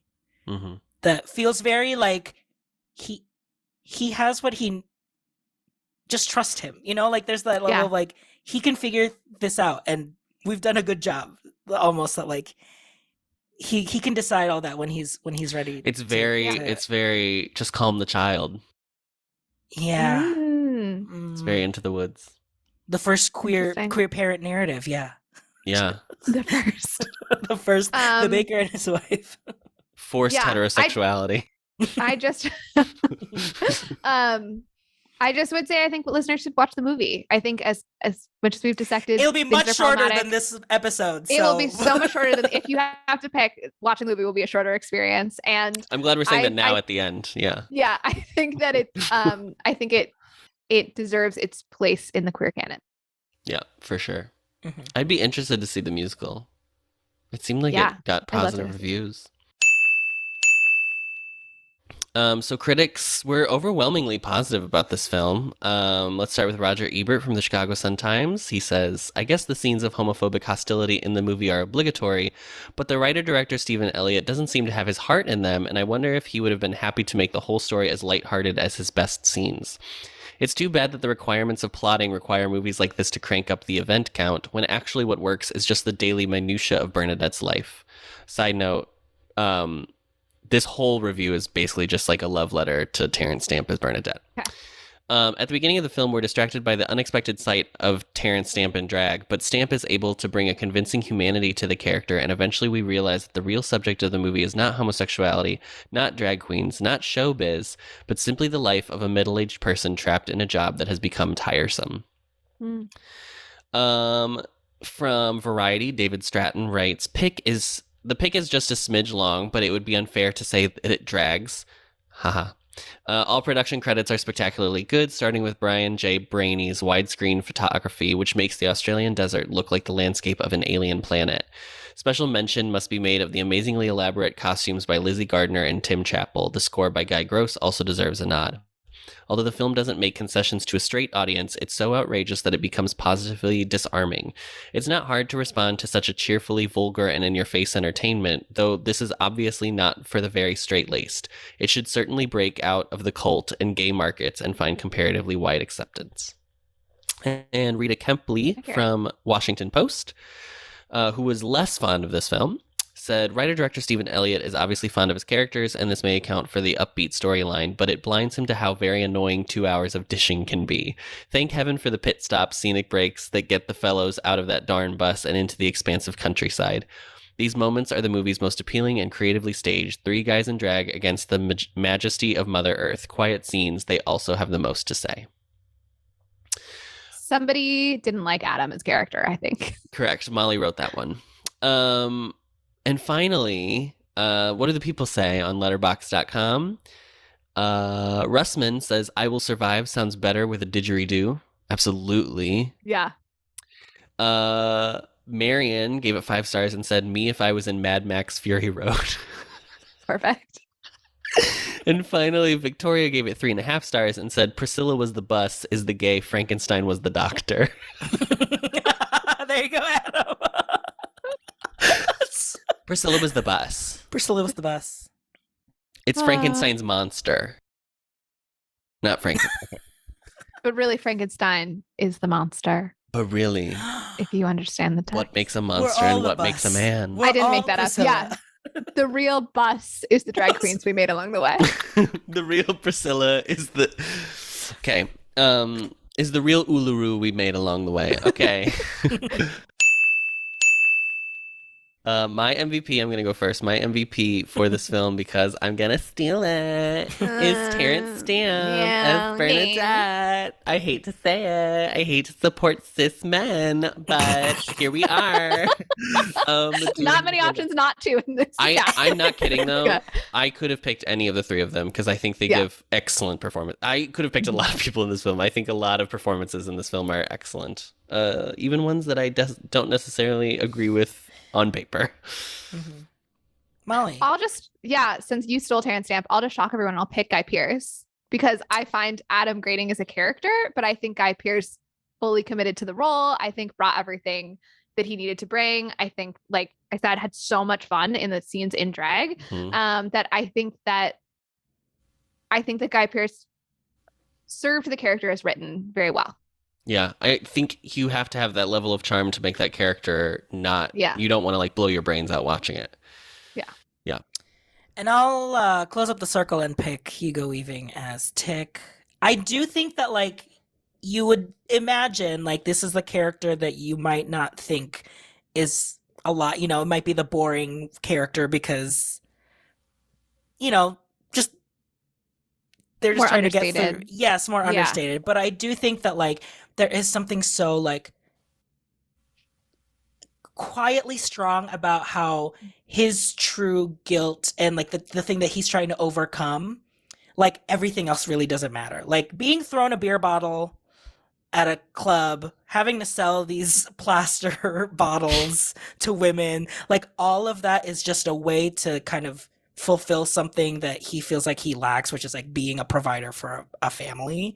And it's just very interesting to just see kind of all that play in his performance, because you do get the sense of all of that every time you see him kind of make a decision, you know? Yeah. And do you know what I love about this movie that I forgot to say in the final thoughts is that it ends with a child attending a drag performance. What an amazing thing to expose your child to. How wonderful. How wonderful for this child that they're able to experience the beautiful world of drag and how it's all about self-expression, something that we should encourage children to do. Absolutely. Yeah. And that's the thing, like, you don't get a vibe of anything that like he is going to grow up in a whatever way. Like he is just happy to be with his dad, you know, whatever his dad ends up doing. It's like, I'm just glad that I'm part of this. There's also, I think, especially with Tick, there's just such a wonderful vulnerability you also feel like you're getting from his character, and in a way where Bernadette seems very like strong and stoic, even while being so feminine. Like the most feminine, obviously, of the three of them, and then Guy Pearce is just insane. But like Tick feels like such a. They all feel like real people. They all feel like such real people that I've like met and interacted with that are gay. Like it's kind of, yeah. We contain multitudes. We contain multitudes. I feel like I'm talking like when we did MAME, and I was like, imagine 3 types of female comedy in one film. Imagine 3 real gay people in one film. Imagine. Couldn't be me. Couldn't be me. 0 real gay people in the cast, but I have been 0 gay people in the cast. I know, yeah. But what's more important, the gay people be playing the characters, or the gay person writing and directing the film? Yeah. I mean, I would definitely argue that. At least there's some people who are gay working on this. At least it's someone who's crafting the story and is trying to convey the story and the message. It comes from a place of like, I have experienced this. Yeah. Molly, what's your closer? My closer is, what song are you selecting for your drag performance, knowing that you have to use the other 2 co-hosts as your backup dancers?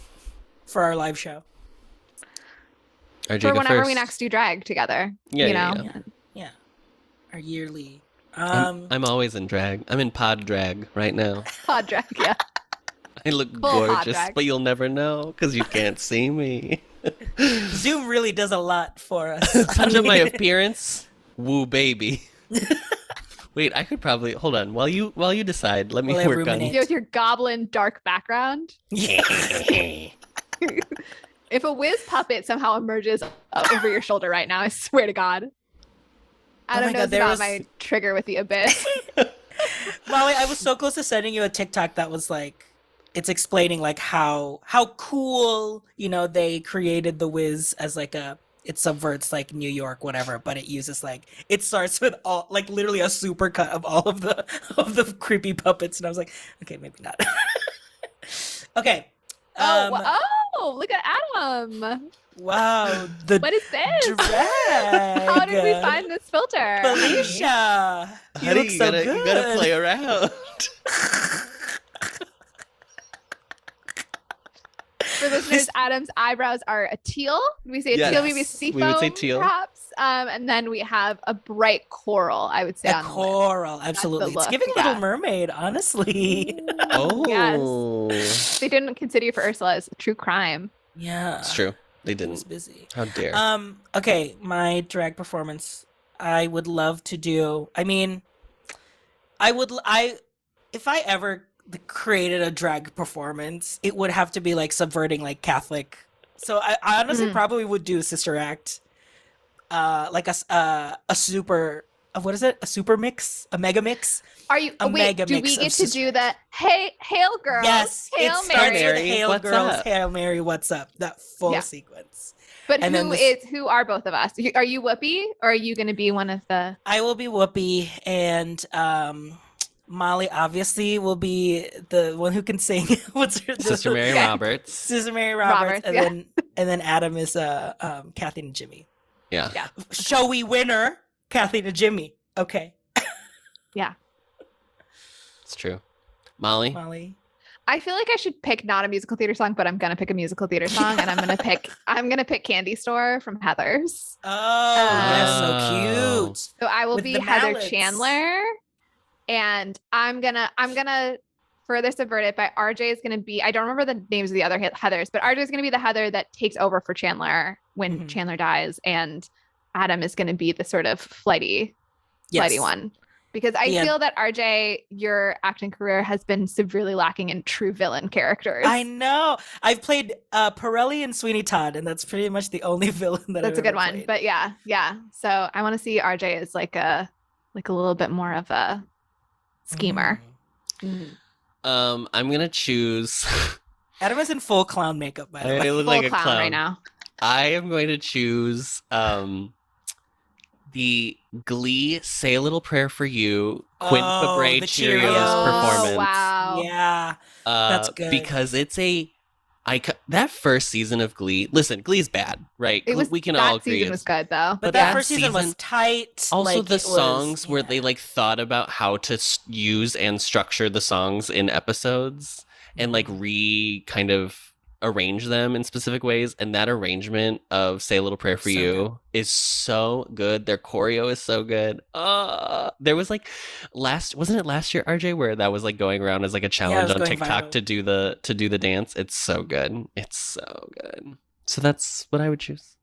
Shout out to the Gleeks. Shout out to the Gleeks. I'm obviously Dinah Agron. Okay, right. Yeah. Clearly. You have to be the lead of whatever the number is. But who are RJ and I? Molly is meaner, so you're going to be Santana, and RJ's dumb, so he's going to be Brittany. Great. Cute. Great. Thanks. Yeah. And that's Priscilla. That's Priscilla. That's the adventures of Priscilla, Queen of the Desert. Thank you so much for listening.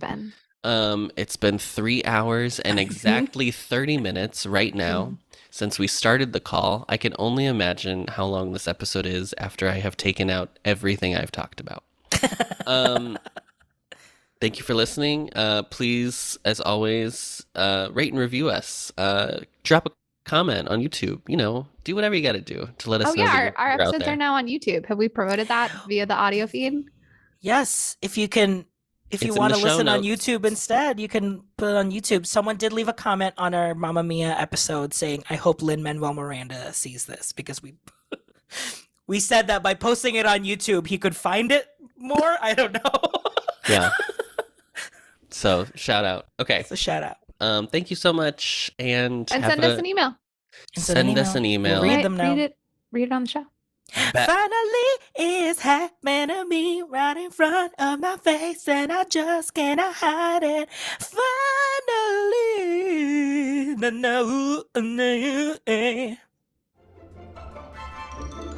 Thank you for listening to the best revival of a podcast, Showgays. You can find us on social media. Adam is at Adam Noecker on Twitter. RJ is at RJ Food Rocks on Instagram. And Molly is at Molly Matiny on Instagram. This episode was edited and mixed by Adam Noecker. This has been an Ampliverse production. You can find our show page and more information at theampliverse.com. If you'd like to send us your own takes on the movie we just watched, reach out to us via email and we might read it aloud on the show. Our email is showgaysmoviemusical@gmail.com. Don't forget to follow us on Apple Podcasts or wherever you find your podcasts. And as always, rate, review, and subscribe to help others find the show. And now, as always, the show must go on, so stick around to hear what we're going to be watching next episode.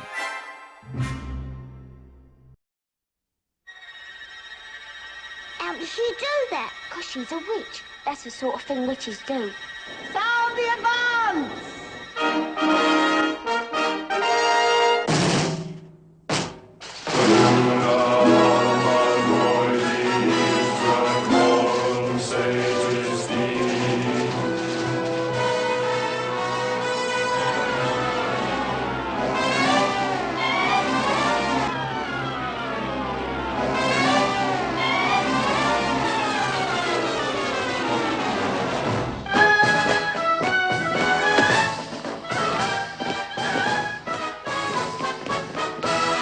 Substitutionary locomotion, lovely substitutionary locomotion. You've made substitutionary history. With Saguna, Macaulay, and Florence, say to speak. Here she comes. comes in the most enchanting role of her career. You're not suggesting that I should take these children into my house. Exactly. The incomparable Angela Lansbury. As Miss Eglantine Price, the apprentice witch, who's taking a correspondence course in witchcraft.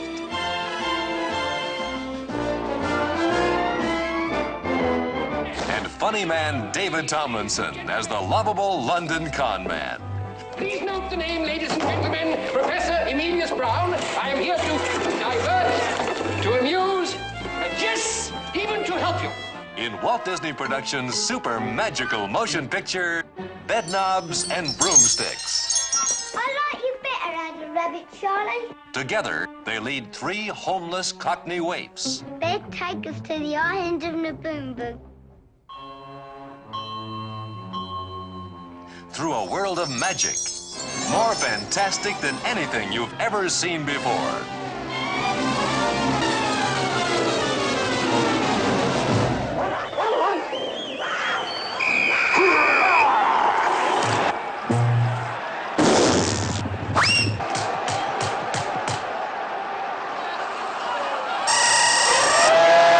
Pedigree, apogee, pedigree.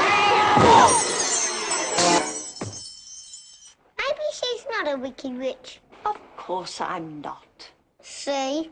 You see, the work I'm doing is so important to the war effort. The story of the old brigades. We the glory of yesterday's parades. Who standing firm in our own front yard. The soldiers of the old guard. Portobello Road, street where the riches of ages are stowed. Anything and everything a chap can unload is sold off the barrow in Portobello Road. It's lovely bobbing along through the water where we get along swimmingly. Bobbing along, singing a song on the bottom of the beautiful briny, shimmery, shiny, beautiful briny sea.